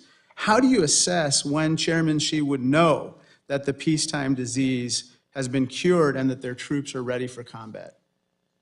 I'm not sure that we could actually put a fixed date on that. We know there are a few dates out there like 2027, 2035, and 2049. And we know that his leaders don't have the kind of combat experience that, say, the American military leaders have. So we think that this is in his mind and perhaps shapes the way that he thinks about the readiness of his force. And we could probably go into a few more details on that in a closed session. Very good. Director Burns, I wanted to ask you a question about threats from ChatGPT, but I just couldn't think of any. So I went to ChatGPT and I said, ask question of CIA Director Burns about threats from ChatGPT. It said, Director Burns, what measures is the CIA taking to monitor and mitigate potential risks associated with the use of AI language models like ChatGPT? And how would you prevent AI language models not to be used by malicious actors to spread false information or influence public opinion? That's from my pal, ChatGPT. Sure, and I'm glad to give you an example, which I'm sure ChatGPT is very well aware of, and that is that, you know, if you assume, say, an adversarial intelligence service where English is not the first language, and they're thinking about ways in which they could come up with compelling spear phishing messages, it's logical to use artificial intelligence of one kind or another to produce a message that can be pretty effective in spear phishing and therefore in taking advantage of vulnerabilities. And so what we're working on with colleagues across the intelligence community are ways of identifying, you know, when that kind of spear phishing effort is being made using artificial intelligence by a foreign adversary. Thank you. Mr. Crawford. Thank you, Mr. Chairman. Thank you all for being here today. I've got a Wall Street Journal report I want to refer to here. It was published earlier this week detailing how unprepared, in their view, America is for an era of, quote, great power conflict with the likes of China and Russia. Here's a little bit of their analysis here. Quote, decades of ever bigger military budgets, including a 7% boost in spending this year, have improved the lethality of China's Air Force, missiles and submarines, and better training has created a more modern force from what was once a military of rural recruits. China is developing weapons and other capabilities to destroy an opponent's satellites, the Pentagon says, and its cyber hacking presents a threat to infrastructure. Further, a similar report from the Australian Strategic Policy Institute published findings around countries who are leaders in advanced technologies. 44 categories measured. Of those 44 categories, the United States led in 7, China led in the balance. I have that graph. I'd ask unanimous consent to enter into the record. Without objection. China's research, the study said, quote, China's research strengths at the intersection of photonic sensors, quantum communication, and advanced optical communications, in addition to post-quantum cryptography, could mean that intelligence communities, particularly the Five Eyes, could lose important capabilities and suffer from diminished situational awareness. China leads globally in photonic sensors, quantum communications, advanced optical communications, and post-quantum cryptography. Further states, taken together, these observations increase the risk of Chinese communications going dark to the efforts of Western intelligence services. This reduces the capacity to plan for contingencies in the event of hostilities and tensions, end quote. Let me ask you, panel, do you agree or disagree with those statements, and what is your agency or agencies, what are you doing to build, catch up, or stay ahead of China, considering those comments? Congressman, if I might begin, I would agree that China has shrunk the gap in terms of where they were previously to where they are today. What is the National Security Agency doing? Several things. First of all, we play to our competitive advantages. We make code and break code better than anyone in the world. The second piece is that we look at partnerships. You mentioned the Five Eyes, but it's a broader set of partners that we have to bring in. Academic partners, engage with industry, engage with allies. This is what gives us strength that China will never have. And the last piece is the close association that we have as a combat support agency with the Department of Defense to identify vulnerabilities, mitigate them, and then ensure that we can advance from them. Congressman, the Defense Intelligence Agency has recently reorganized with a China mission group that is specifically focused on this threat. We're continuing to engage our Five Eyes partners and other partners in the region on where we can work together to get after this threat in a collective way, and we will be expanding our footprint into the Indo-Pacific here very, very soon. Excellent, thank you. Any further comments? Sure. Just, I mean, we've made the same kind of important organizational changes because I think the two challenges that you just talked about, Congressman, are going to be central to our future as an intelligence service, meaning China and competition with the PRC, and then the revolution in technology, which is going to be the main arena for that competition. So what we've done is stepped up considerably our efforts to collect on all the areas that you described, stepped up our efforts working with partners in the U.S. government, but also foreign partners as well, to slow down PRC's efforts to try to, gain an advantage in those areas. And then just to underscore what General Nakasone said, what's crucial to all this is working with partners, both in the private sector as well as foreign partners as well. Excellent. Let me flag one more issue for your attention. This is also a Wall Street Journal report.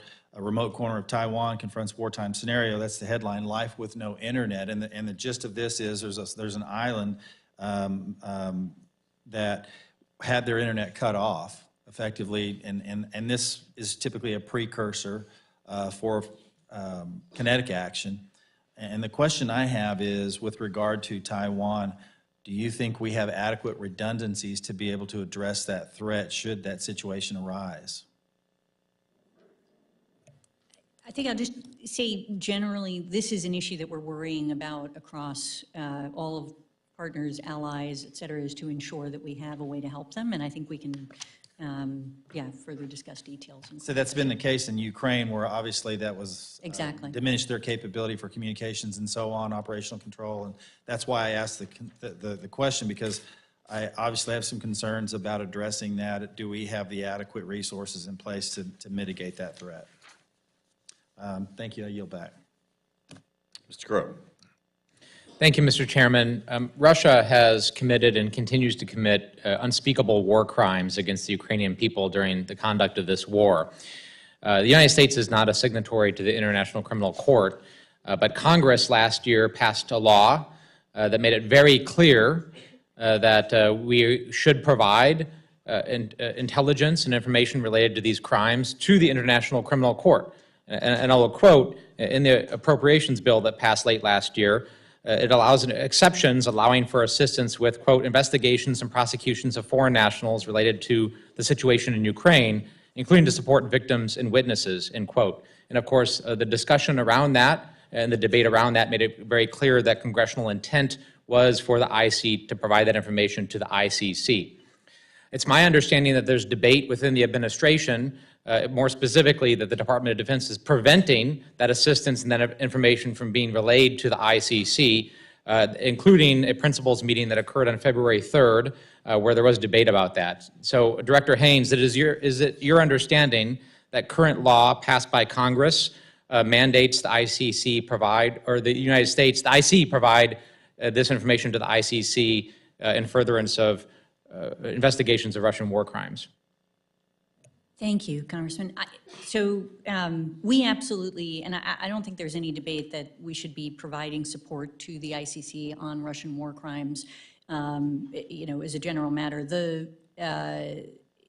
What we do is we provide intelligence that can be provided to the ICC through the arms of the U.S. government that typically work with the ICC. So the State Department's War Crimes Issues Office, we don't do that directly.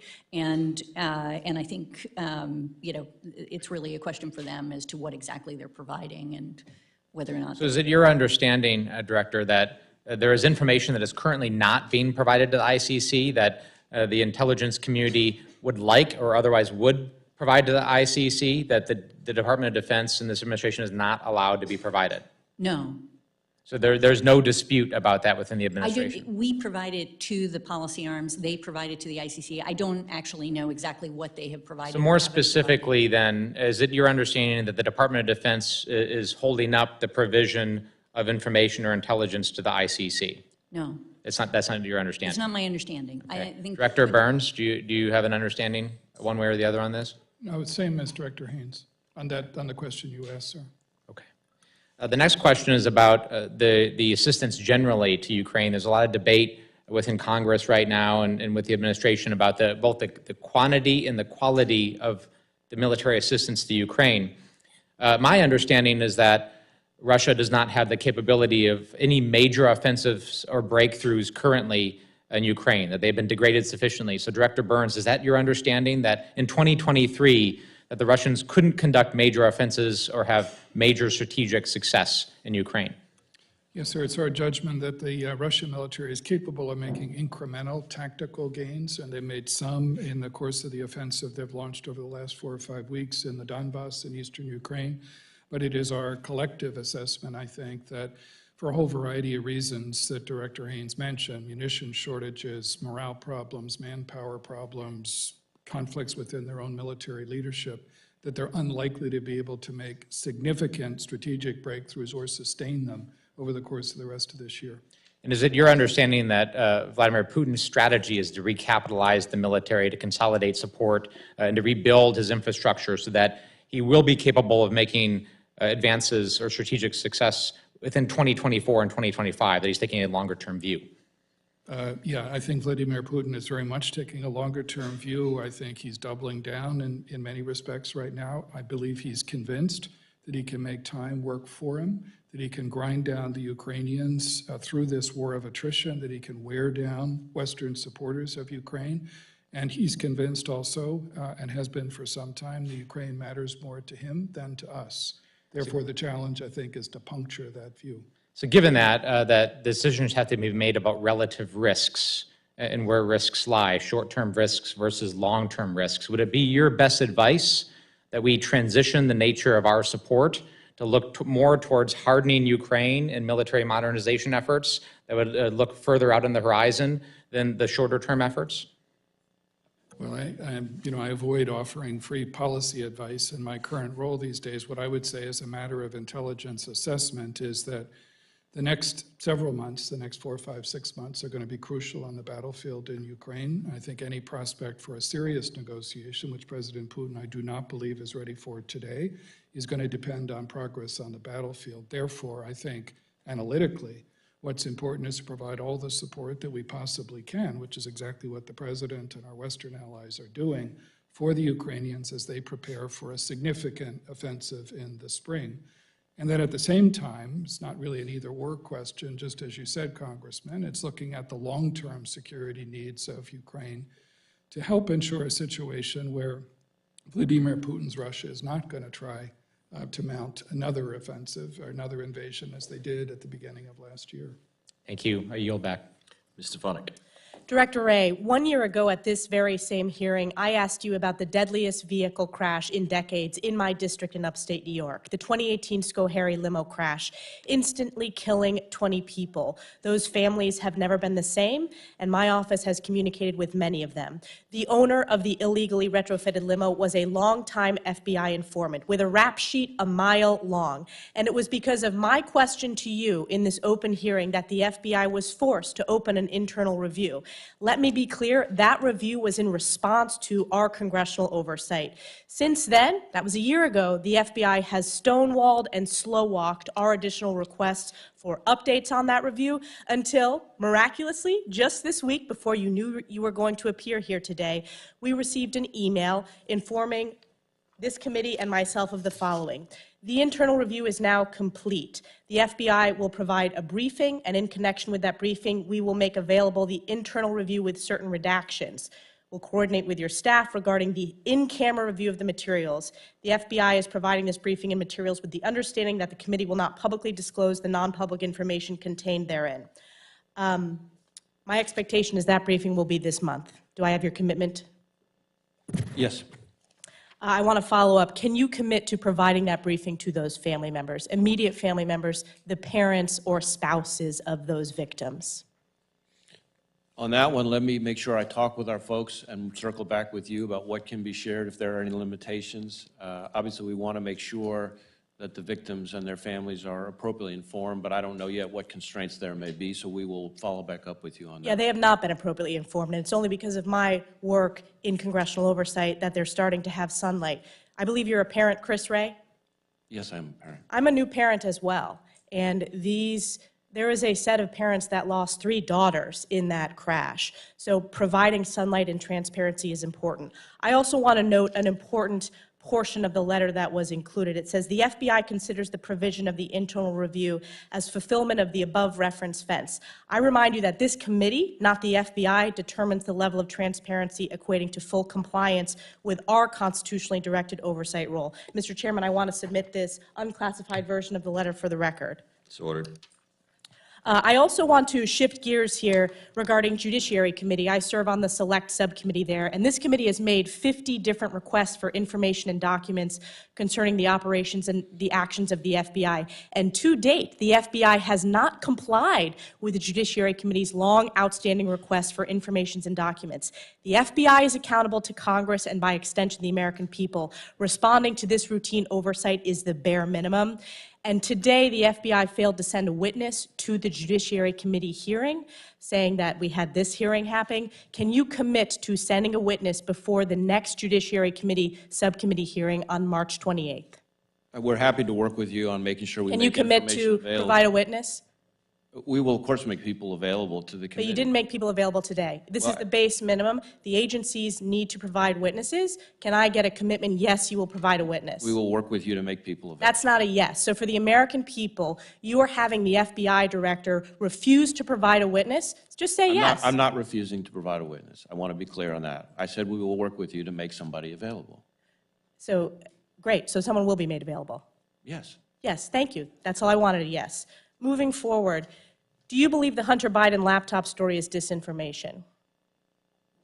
Well, I want to be careful about, there is an ongoing investigation that is relevant to that, so I have to be careful of what I can share on that here. Do you believe the Hunter Biden laptop story is disinformation? I don't think there's anything I can share on that in open setting. Were you aware that the FBI personnel were in contact with Twitter regarding the Hunter Biden laptop story? I don't believe FBI personnel were in contact with Twitter about the Hunter laptop story specifically. I think there were people in contact with Twitter about Russian disinformation efforts. Of which the Hunter Biden laptop story was included according to the FBI. Well, I don't know exactly what you're looking at, but I'm happy to talk about what it is the FBI does and does not do with respect to social media companies. Were you aware that the FBI had Hunter Biden's laptop since December of 2019? I can't speak to exactly when we had a laptop available. There is, as you know, there is an ongoing investigation run by the U.S. Attorney out of Delaware from the prior administration that we continue to work very closely with. And we have an ongoing investigation as well. And our Baltimore field office is working very hard with that U.S. Attorney, and I expect them to pursue that case as far as it takes. This stonewalling, Director Wray, the American people deserve answers, and this is unacceptable. Lastly, did you sign off on the Mar-a-Lago raid? Well, first off, it was not a raid. It was an execution of a search warrant. Did you sign off on the execution of the search warrant? May I finish? Second, I don't sign off on individual search warrants in that case or in any other. Did Attorney General Merrick Garland sign off to your awareness? I can't speak to the Attorney General. Was there dissent at senior levels of the FBI about the conducting of the search warrant? I can't speak to internal discussions among the FBI or among the FBI and the Department of Justice. Even though it's been reported in the Washington Post? There are lots of things reported in the media. I know, leaked from your agency. Leaked from your agency, frequently it's reported in the Washington Post. It may or may not be accurate. It may or may not be accurate. With that, I yield back. Thank you. Dr. Berrier. Thank you, Mr. Chairman. In preparation of this briefing, staff gave me a number of questions to ask, and then lo and behold, yesterday we got an email from the Speaker and Leader Jeffries talking about a data breach at DC HealthLink that affects all. So we all got that. So let's talk about cybercrime, ransomware, et cetera. We have to, I'm sure we will get briefed on the data link in the future, but obviously cybercrime and ransomware is a major issue that we're dealing with and probably becoming much more frequent. Maybe this is a question for Director Haines or Director Wray. I was prepared to ask about state actors, but also non-state actors.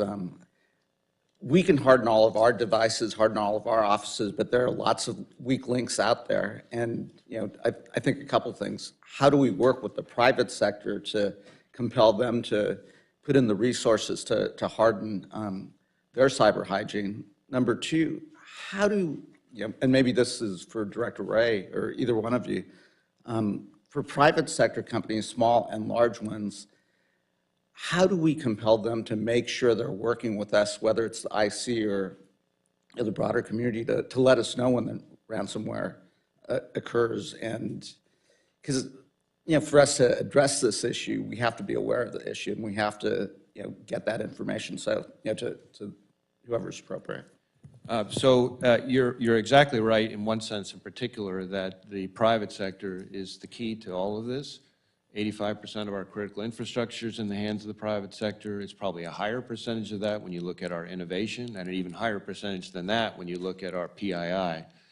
As you know, Congress passed, which I think is an important first step, a breach notification bill that will reach critical infrastructure in particular. I think there are things that can be done and should be done to strengthen that, to ensure that the information not only is flowing from a broader swath of the private sector, but also is flowing more quickly to us so that we can help as quickly as possible. And then I think overall, part of it is raising cybersecurity awareness, which is part of what the really active engagement that we're trying to participate in, all of us, with the private sector is designed to accomplish. If I might add, Congressman, it also means being able to leverage what we do as an intelligence community, operating outside the United States, understanding what adversaries are doing, being able to see their tradecraft, being able to share that tradecraft publicly. This is back to the partnership that is very close between NSA and FBI in terms of when we see certain things happening there, being able to provide that to the FBI as they talk to U.S. critical infrastructure companies in the United States. And we prioritize that work. That's very, very critical to us. Great, thank you. Let me shift directions. A couple weeks ago, I had a chance to go on a bipartisan CODEL to Japan in my foreign affairs capacity, and clearly Japan is a geopolitical strategic ally of increasing importance, and we applaud the Kishida administration for really stepping up and understanding the new framework. They brought up in our meetings, obviously they're not at Five Eyes, but Five Eyes plus one, et cetera. But as we started to talk about their cyber hygiene, the fact that, some of their own laws don't allow them to do security clearances, et cetera, we want to have this relationship. We want to co-develop products, and, what can we do as Congress, and then, working with the administration they're very aware of their vulnerabilities on cyber, but it seems like it's moving very slow, and I'd be curious. So Congressman, I'd welcome to brief you and other members of the committee of what we're doing with Japan and other partners in the Pacific to, as you indicate, raise the bar for cybersecurity. I think this is instrumental to understanding where we need to go as both the intelligence community and select partners. We need to be able to share information with the great assurance that they can protect it. We need to be able to communicate them with the idea that what we're saying will not be monitored. These are all things, and I give the Japanese great credit. Over the past several years, they have done tremendous work. But we do need to focus on this very, very hard going forward. Director Haines or anyone?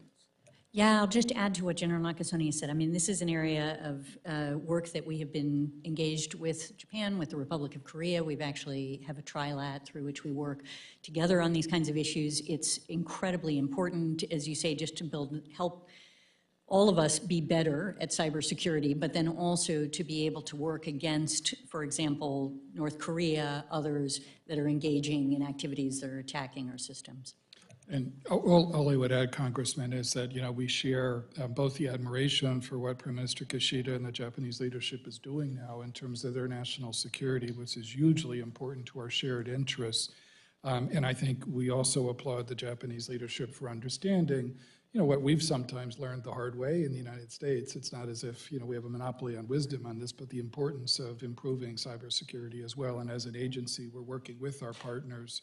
I was last in Tokyo in December, I guess, talking about these issues, to do as much as we can to be supportive as the committed allies that we are. Great, thank you. Now you go back. Mr. Kelly. Thank you, Mr. Chairman, and thank each of you for being here. And I want to start off, the men and women who do the work of the IC are amazing men and women, and they protect this nation on a daily basis. However, I will comment on some of the things that have happened. There's an erosion of trust in the American public that you are protecting us and protecting all of our constitutional and civil rights that are created through the Constitution, whether that is leaks at high levels to media sources, or to put a political viewpoint, which is not necessarily anybody at this table, whether that is resistance to oversight and using is currently under investigation. Just understanding we are not a normal congressperson. We are selected for this committee. We have had trust in place by us, by both sides of the aisle, to be able to keep and maintain the same secrets that you do. Whether it's not providing witnesses when we ask for them and saying, well, they may not want to be disclosed, we have subpoena power. If they don't want to disclose, we can subpoena them. It is important for us to be able to do our job as partners with you in that oversight. And that is what we want to do, not to throw daggers and rocks at you, but what we want to do is we are the people who are most charged with selling FISA renewal to the Congress and to the American people. And without proper oversight, we can't do that. As we used to say in the Army, 1-0 crap does away with 10 years of attaboys, okay? I mean, we cannot do that. So when one leak happens, if the public doesn't feel like we're addressing that appropriately, we have to do that. So I would just ask you, Director Haines, what are we doing for you to help us rebuild the trust in the public that they have lost over years through, many times it predates you, but it doesn't matter when it happened. We've got to turn the perception back that we trust the FBI, we trust the CIA, we trust the NSA. Absolutely. Thank you, Congressman. I think having the trust of the American people from with respect to the intelligence community is absolutely fundamental, and it's critical to us doing our job for all of the reasons that you indicated, but also so that when we put out a warning, frankly, that the American people trust it enough to act on it or to be, subject to it. And so what we're doing is, across the board, trying to ensure that we have appropriate oversight over the extraordinary powers that we have. In the context of 702, I think you've heard a little bit from Director Wray, but honestly, all of us have a lot to say on this subject.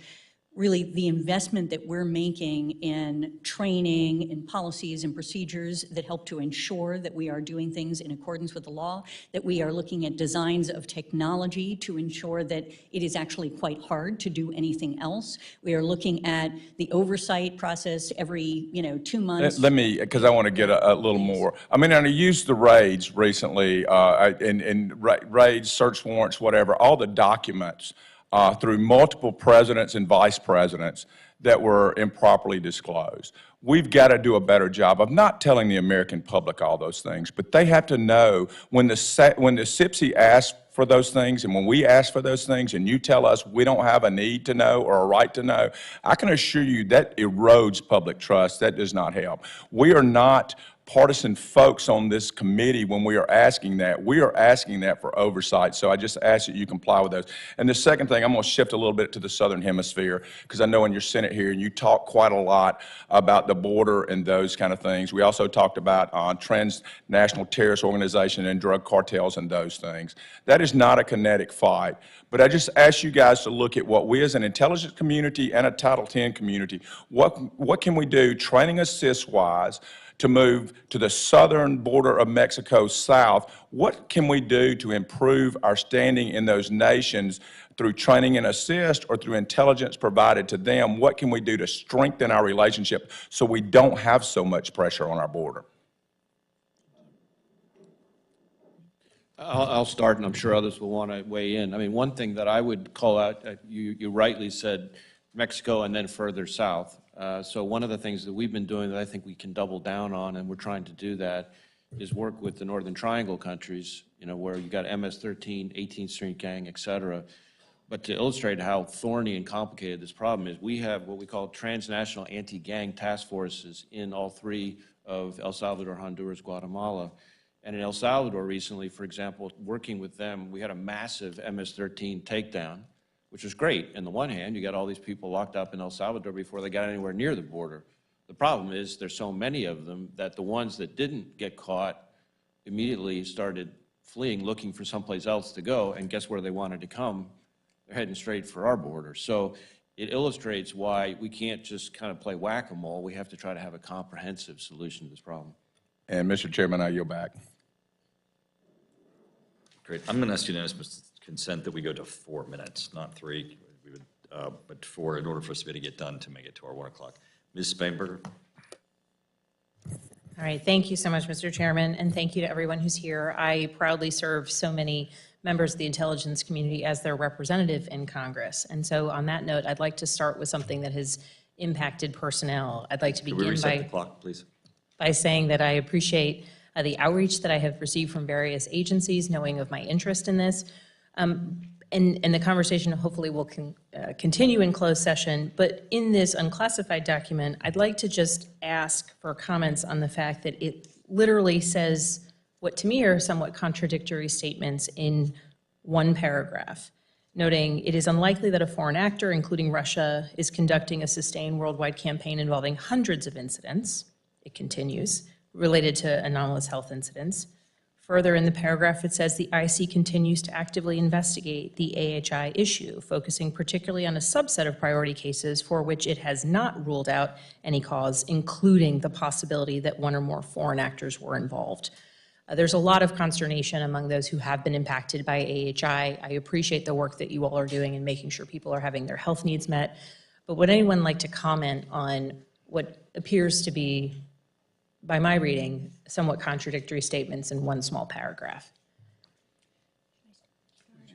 Okay, I'll start. No, thank you very much, Congresswoman. I think there is no question, while as the analysis that you're looking at indicates that that as a general matter, across the IC, most IC elements now have concluded that it is very unlikely that a foreign adversary is responsible for the reported AHIs. And there are different degrees of confidence associated with that. And then you have some that look at it as unlikely that a foreign adversary essentially have done this part.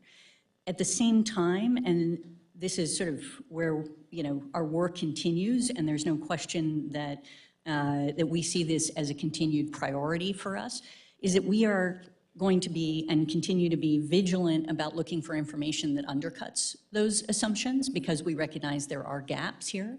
We are going to continue to focus on trying to understand essentially what it is that we can do to help the folks that have experienced these very real symptoms and these issues, and to figure out what's happening to each of them.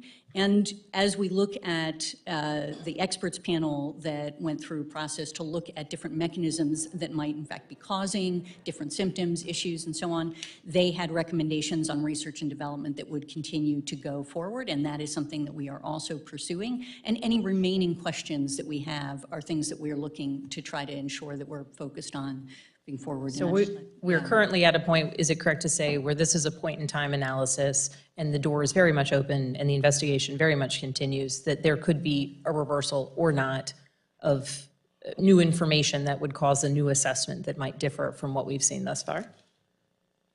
Yeah, I guess what I would say, Congressman, first, I have huge respect for your service at the agency as well and to the intelligence community. And I'd say several things.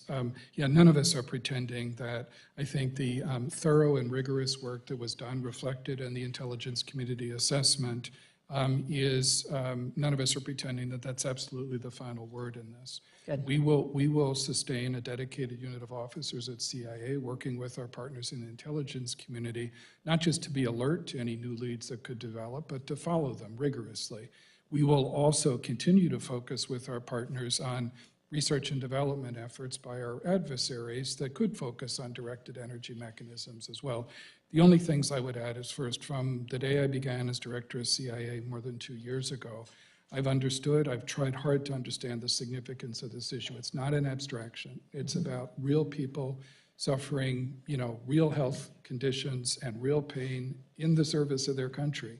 And so we made fundamental improvements in the level and access to care. They will not diminish. We remain committed to, supporting all of our workforce as well, and we'll continue to do that. Thank you. If I may pivot quickly, because I will want to continue the conversation related to this in closed session, related to fentanyl trafficking, which is impacting communities across the country, but certainly within Virginia. Can you update the committee on your efforts to combat cartels and the trafficking of fentanyl that we have seen to be so lethal within the United States? I'd be glad to start, Congressman, and Congressman, I'll bring this back to the 702 issue too, because it has been a crucial tool in our efforts at CIA to collect foreign intelligence and enable our partners, whether it's in Mexico or our domestic partners in the United States, to take action to help protect Americans against the fentanyl crisis. I'll give you a couple of broad examples anyway. One is first I should say, we've transformed our approach at the agency to how we look at this issue, to focus on networks, meaning precursor chemicals, financial flows, the precursors coming in from China, where else China going and to elsewhere, and then also fentanyl, production and processing equipment as well. 702 has been crucial in illuminating that network for us, and therefore enabling us, for example, just in the last few months, to work with Mexican partners to take some very successful actions against the Sinaloa cartel, and then also in another instance, enable us to work with other partners to take significant action against fentanyl production and processing equipment in Mexico and in the United States. degrading the equipment and those networks? Yes. Thank you for that update. Mr. Chairman, I yield back. Mr. Fitzpatrick. Thank you, Mr. Chairman. Thank you all for being here and for your service to our nation. I just want to ask one question for the panel. It's my personal belief that the biggest challenge facing the intelligence community, and therefore the biggest potential threat facing our nation, is when, unlike 9/11, where we had universal 100% support, we had incredible bipartisanship here in Congress, incredible universal support for the intelligence agencies. When things happen, and by the way, in the case of Director Haines, Director Burns, Director Wray, due to the actions of your predecessors, not yourselves, you've been forced to deal with their actions. When there's a chipping away of that trust, when we're impanelling juries and conducting jury questioning, there's a way to remove jurors for bias, amongst other things. The background check system, the polygraphs can screen for drug use, foreign contacts and the like, but there's really no way that I'm aware of, and I don't know if there's a policy solution that we can check for bias, because I think the biggest threat to these agencies is when there's a public perception that there's a political bias on the left or the right. It could be both. It used to be easy to do that when we lived in different times, but our country is very, hyper-partisanship is at a spike right now, and that invariably bleeds into the hiring process and makes it tough for the agencies to screen for that. So how do you deal with that, right? I mean, when I was in the Bureau, we rarely, if ever, heard any talk about politics. We really didn't, and I took that as a source of pride for the Bureau. But this was before we've seen the spike in hyper-partisanship. How do your agencies combat that? Because it really is a risk, because it bleeds into the public not having faith, in some cases justified, in some cases not, of the actions of the various agencies. Well, obviously, it's a complicated topic. One thing I will point to that we've done, because I think you're right to focus not just on actual problems, which have occurred, but appearances issues, perceptions, those things matter. And so one of the things that we did is I ordered a stand-down to focus on not just objectivity, but making sure that we avoided even the appearance of bias. And so I started in a way that you will, from your past experience, recognize is very unusual at the FBI. Instead of saddling the front lines with some new training requirement because of something somebody else somewhere did, I started at the top. So I took all 250 or whatever it is of the SCSers, all the way from Legat in Australia, all the way to California, and made them all come to Quantico for a single day, where the overwhelming message was back to fundamentals, the right thing in the right way, what they heard from judges, because a lot of what you're describing about is sort of trying to adopt more of the kind of mindset that judges have. They may have political backgrounds, but they put those to the side. They check them at the door when they take on the robe. We need to have that same kind of mentality.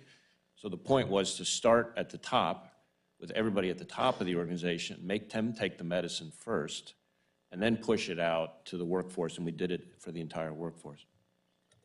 Can I just add to that? Oh, if you want to, just to say that I think this is a critical issue, and I think Congressman, as you think about this, if you have ideas for us, please let us know. I see this as, first of all, from a leadership perspective, setting the tone for a culture that makes clear that, just as you described your prior experience in government, that politics have no place in the workspace and in national security, that this is something that, I also grew up as a civil servant in the government, and nobody asked me what party I belonged to. That was never an issue, and that's something that just has no place in our work. And I think we are looking, as Director Wray's comments make clear, like across the intelligence community, all of us, I think, feel very strongly about setting that tone for culture and making sure that that's not an issue. I think the second piece for the IC more generally is, in fact, engaging in greater transparency where we can.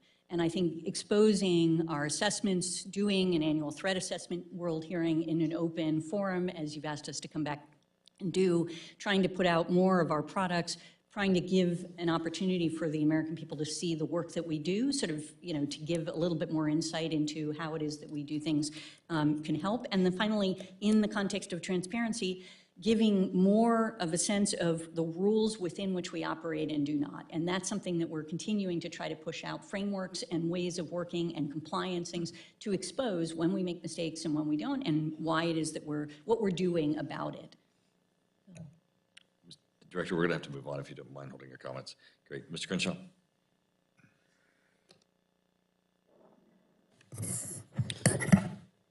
Thank you, Chairman, and thank you all for being here. And look, I think you're all very serious security professionals, intelligence professionals, and I think that most of this report certainly reflects that. But there is a glaring exception to that, and specifically in the section on climate change and environmental degradation. Now, don't get me wrong, I think this is indeed an issue, but I address this issue on a very different committee, not here, and for very good reason. So I have a simple question. What creates greater geopolitical instability? Is it the occasional severe weather event, or is it energy insecurity? In other words, the inability of nations to secure reliable and affordable sources of energy. Which one creates more global chaos and therefore represents a national security threat to the United States? Is it one or the other, or both?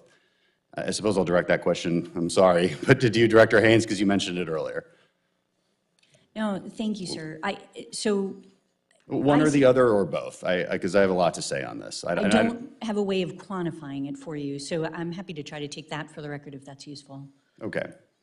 Let's assume you try to say both or one or the other, but the report only says one. The report only says one. But if it was both, then why wouldn't energy scarcity be mentioned as a global threat? Why isn't radical environmentalism mentioned as a global threat? The last few years have some pretty glaring examples, and I'm going to point them out in my limited time here. In Sri Lanka, radical environmentalist policies led to the collapse of farming outputs and the collapse of a government. The same thing is currently happening in the Netherlands, where their entire farming industry is under threat. In Pakistan, your report mentions some flooding, but says nothing of the hundreds of millions of people without power because of energy scarcity due to foolish green energy policies by the Europeans that have made natural gas so unaffordable in countries like Pakistan. European energy prices have gone through the roof, and they now desperately import coal and wood to burn because they engaged in misguided green energy policies for years. The WHO estimates that 3 million deaths result per year from lack of clean cooking fuels, meaning they're burning wood or dung instead of fossil fuels like propane and natural gas. These things are truly destabilizing to global security, but there isn't a section in this report about it. The report does say that it's weather events that are a national security threat and that tensions will rise as developing nations request reparations from developed nations. Of course, the assumption is that all weather events are due to climate change. That's not science, by the way, it's an assumption, and I wouldn't expect assumptions from senior intelligence professionals. It's worth examining the actual science. Has anybody read the UN Intergovernmental Panel on Climate Change report, all 4,000 pages? Really? Okay. Let's assume you have. It's got some good data in it, actually. I like that report, and it would help this report be more objective. For instance, it actually makes science-based predictions about what the true economic cost of climate change will be over the next 100 years. It says the cost of climate change by the year 2100 will be a 4.5% reduction in global GDP from what it otherwise would be, not from what it is now, from what it otherwise would be. So if we go on our trend of growth, we'd grow global GDP by 450%. The cost of climate change make that maybe 434%. That is not a national security threat, and I'm sure you all agree with that. The report also states that insured losses due to catastrophes from climate change have increased 250% in the past 30 years. That is a fact taken way out of context. It's misleading. And again, I wouldn't expect it from intelligence professionals, because the obvious explanation is that there's more homes and more infrastructure built on coastal areas. The truth is, the facts are that the deaths from natural disasters have decreased 90% over the last 100 years. The truth is that the trend in accumulated cyclonic energy, a metric that captures frequency, duration, and intensity of global hurricane activity, shows no increasing in trends. In 2021, we had the fewest hurricanes since satellite tracking began 40 years ago. NOAA modeling shows that hurricanes making landfall will decrease 25% as the climate changes. The UN report, the science, that never says red alert, never says crisis, never says any of the stuff commonly used by climate alarmists. I'm running out of time, so I just want to summarize if the chairman will let me. When we say this kind of stuff and we detract from the very important topics that you all have been talking about this entire time, we detract from that.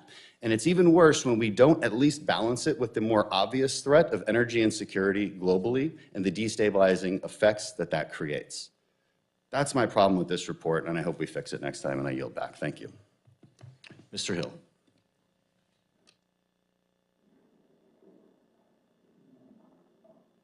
Thank you, Mr. Chairman, and thank the panel so much for being here in this important open testimony for the American people to hear directly from you. Appreciate, Mr. Wray, your candid responses to the questions. Director Haines, you started out in your statement and you were talking about the slowing in Chinese economic growth, and you stated that China now faced some domestic economic challenges. So I'd like, what is your assessment of what those primary domestic economic challenges for the PRC are? How do you assess that slowing, that economic vulnerability in China? Thank you, Congressman. I point to a few here. So one is, these are sort of structural issues that I think are going to be a challenge for China moving forward.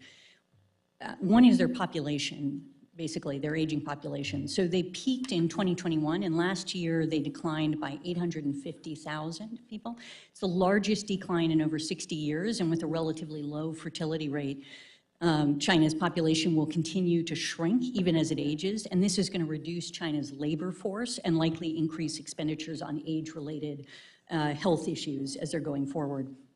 I think a second piece of this is sort of looking at the domestic migrant workers' wages in China in low-skilled industries have more than doubled on average, as the quantity of migrant labor from rural areas has actually declined. And this has contributed to several major domestic and foreign firms' decisions to actually relocate their firms from China to lower wage countries such as Vietnam, or to issue expansion plans in China, leaving large numbers of China's low-skilled workers unemployed.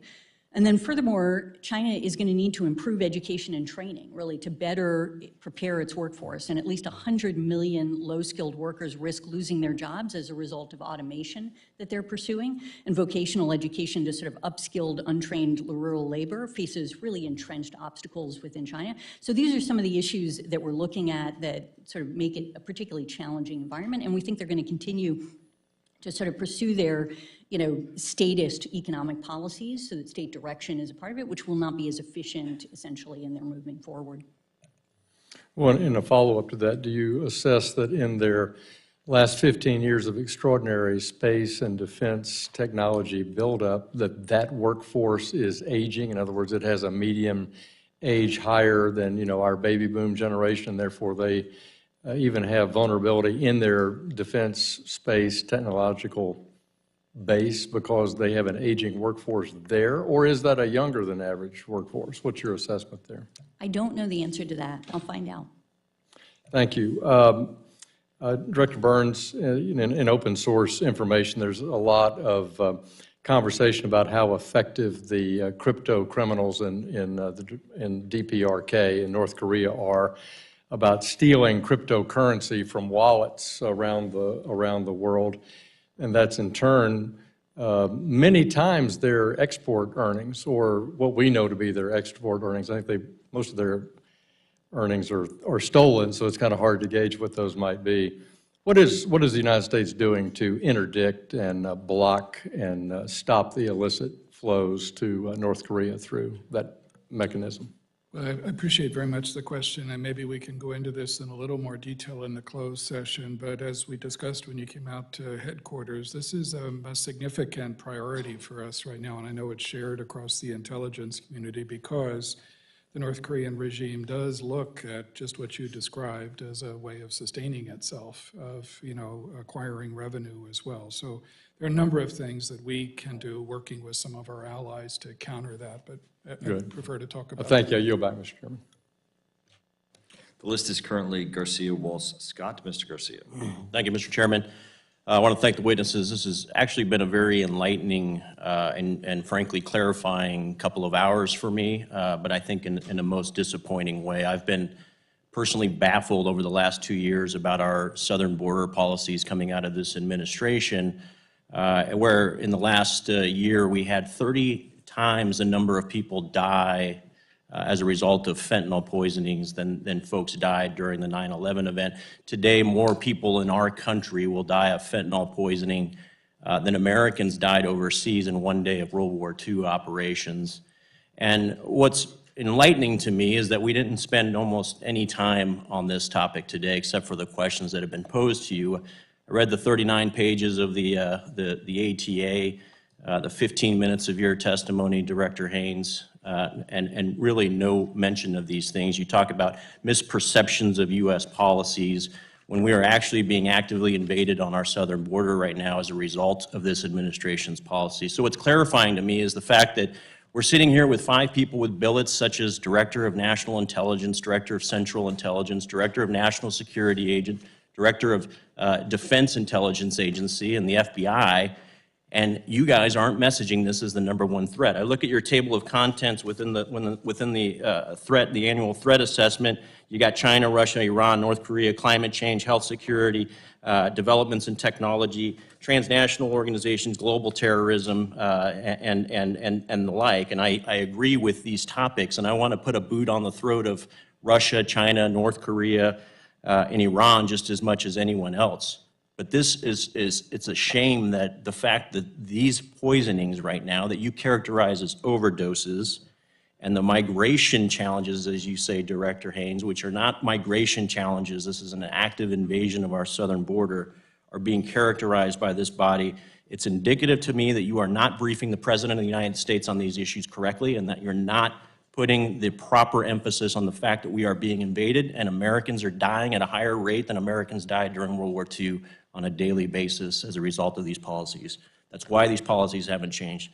Very clarifying to me today based on your testimony as well as the ATA. On a separate subject, Director Haines, I want to ask you, well, first of all, I want to ask you what you mean by misperception of U.S. policies when it comes to our southern border, and I'll let you address that as quickly as you can, please. Thank you, Congressman. I apologize if I gave you a misimpression that we do not believe that counter-narcotics is a critical aspect of our work and that it is a priority for the intelligence community. Not to interrupt, it's not counter-narcotics. It's security of our homeland, defense of our southern border. That is not the priority. You didn't give me the perception, you've given the American people that perception, and your annual threat assessment reflects that. And frankly, we'll look at your budgets. I'm an appropriator within for the Justice Department. I'll look at your budgets to see if it reflects that priority here shortly. But sorry, go ahead and continue. No, I just want you to know that that is a priority from our perspective. I think on the border, we actually, obviously support and facilitate the United States government terrorism watch listing process. We have parts of our, even in ODNI, NCTC, the National Counterterrorism Center, serves as the USG's central and shared knowledge, basically on known and suspected terrorists, and we maintain TIDE, and we do a lot of work to try to ensure that all of the intelligence we have is provided to our border agents and to the Department of Homeland Security for the work. I can reclaim the last 10 seconds. It's a priority. I would submit that it needs to be your #1 priority.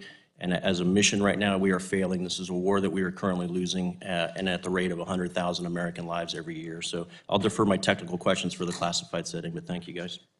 Mr. Waltz. Thank you, Mr. Chairman. Just to build on Mr. Garcia's questions, Director Wray, if ISIS or Al-Qaeda poison through chemical warfare 70 to 80,000 Americans, will we approach that as a law enforcement problem or a military national security problem? I think we would approach it as all of the above. You would certainly we would use military assets, whether it's cyber, space, what have you. You have the authorization through the authorization use of military force to do so, correct? That's my understanding. You would also have the authorization to use military resources against the Sinaloa and Jalisco cartels if you have that authorization use of military force, correct? I believe so, although now you're getting a little bit out of my area of expertise. But. Would you welcome additional, for example, offensive cyber from Cybercom? Would you welcome those additional resources? We know how to deconstruct cartels, terrorist organizations. We did it in the 90s in Colombia without a single American combat troop on the ground. And we can do it again now. Would you welcome those additional resources? Well, you'll never find an FBI director that won't welcome more tools in the fight. All right, just switching, that's good to hear. Just switching tacks. Director Haines, is ISIS and Al-Qaeda's capability increasing in Afghanistan right now in terms of their capability to attack the West, attack U.S. interests overseas, influence attacks in the United States, or even potentially attack the homeland? Are they increasing? So I wouldn't characterize them as increasing, although I would say certainly they still have the Al-Qaeda, intent. And yes, for ISIS-K in particular in Afghanistan, they still have the intent, but we can obviously go further, in closed session on details. Is our collection capability, have our collection capabilities since the summer of 2021 decreased in Afghanistan and in the surrounding region?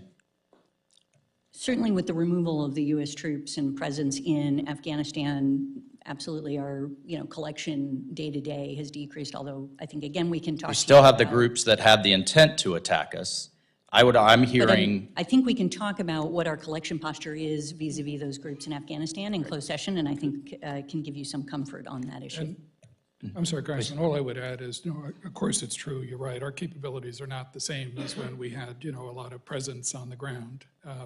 However, as we've all promised you over the last couple of years, we work incredibly hard to try to ensure that we can still take action, as the U.S. government did against Zawahiri. I'll look forward to the closed session. However, you're going to have a hard time convincing me that managing sources by Zoom or remotely without being on the ground is anywhere near as effective.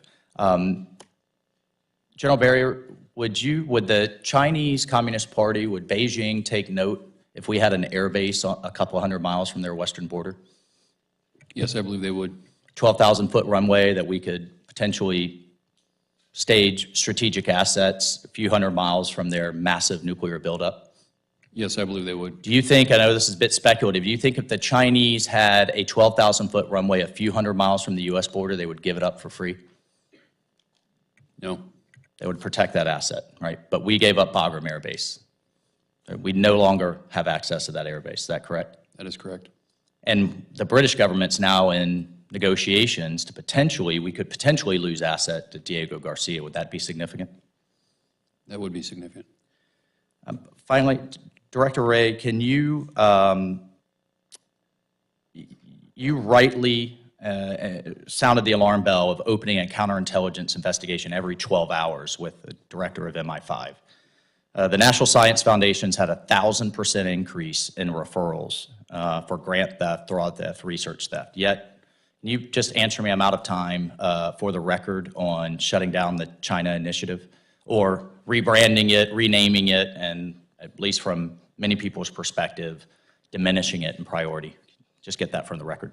Well, I can't speak to the Justice Department's initiative itself. All I can tell you is that at the FBI, we're not taking our foot off the gas one iota on the threat posed by the Chinese Communist Party, including in the... But if we're not prosecuting with the same fervor, then that's an issue. Well, I think we're going to try to use every tool in the toolbox that we have. That'll include criminal prosecutions when we can do that. That'll include other things when we can do that. Thank you, Mr. Chairman. Mr. Scott. Thank you, Mr. Chairman. Director Wray, I'm from Georgia. You've been there the last several years. 20 years ago, if you looked at the list of groups that the SPLC would have said were hate groups, those groups would have been proud to have been named by them, and I think most Americans would have agreed with the list that they put out.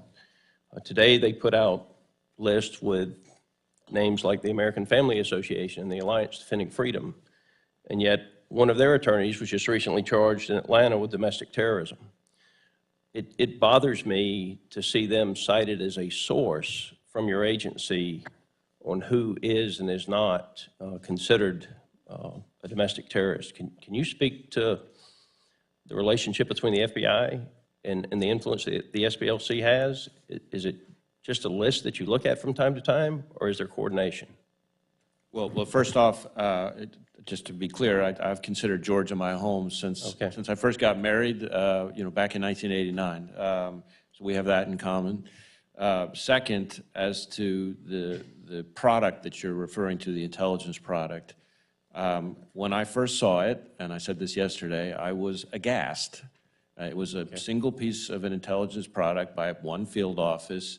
It did not meet our standards, and I had it immediately removed and withdrawn, and we've taken steps to make sure it doesn't happen again. And one of the reasons I say that, one of the ways in which I say that is the sourcing, to your question, the sourcing didn't meet our standards. Thank you. You represent an agency that for years I held in the highest regard.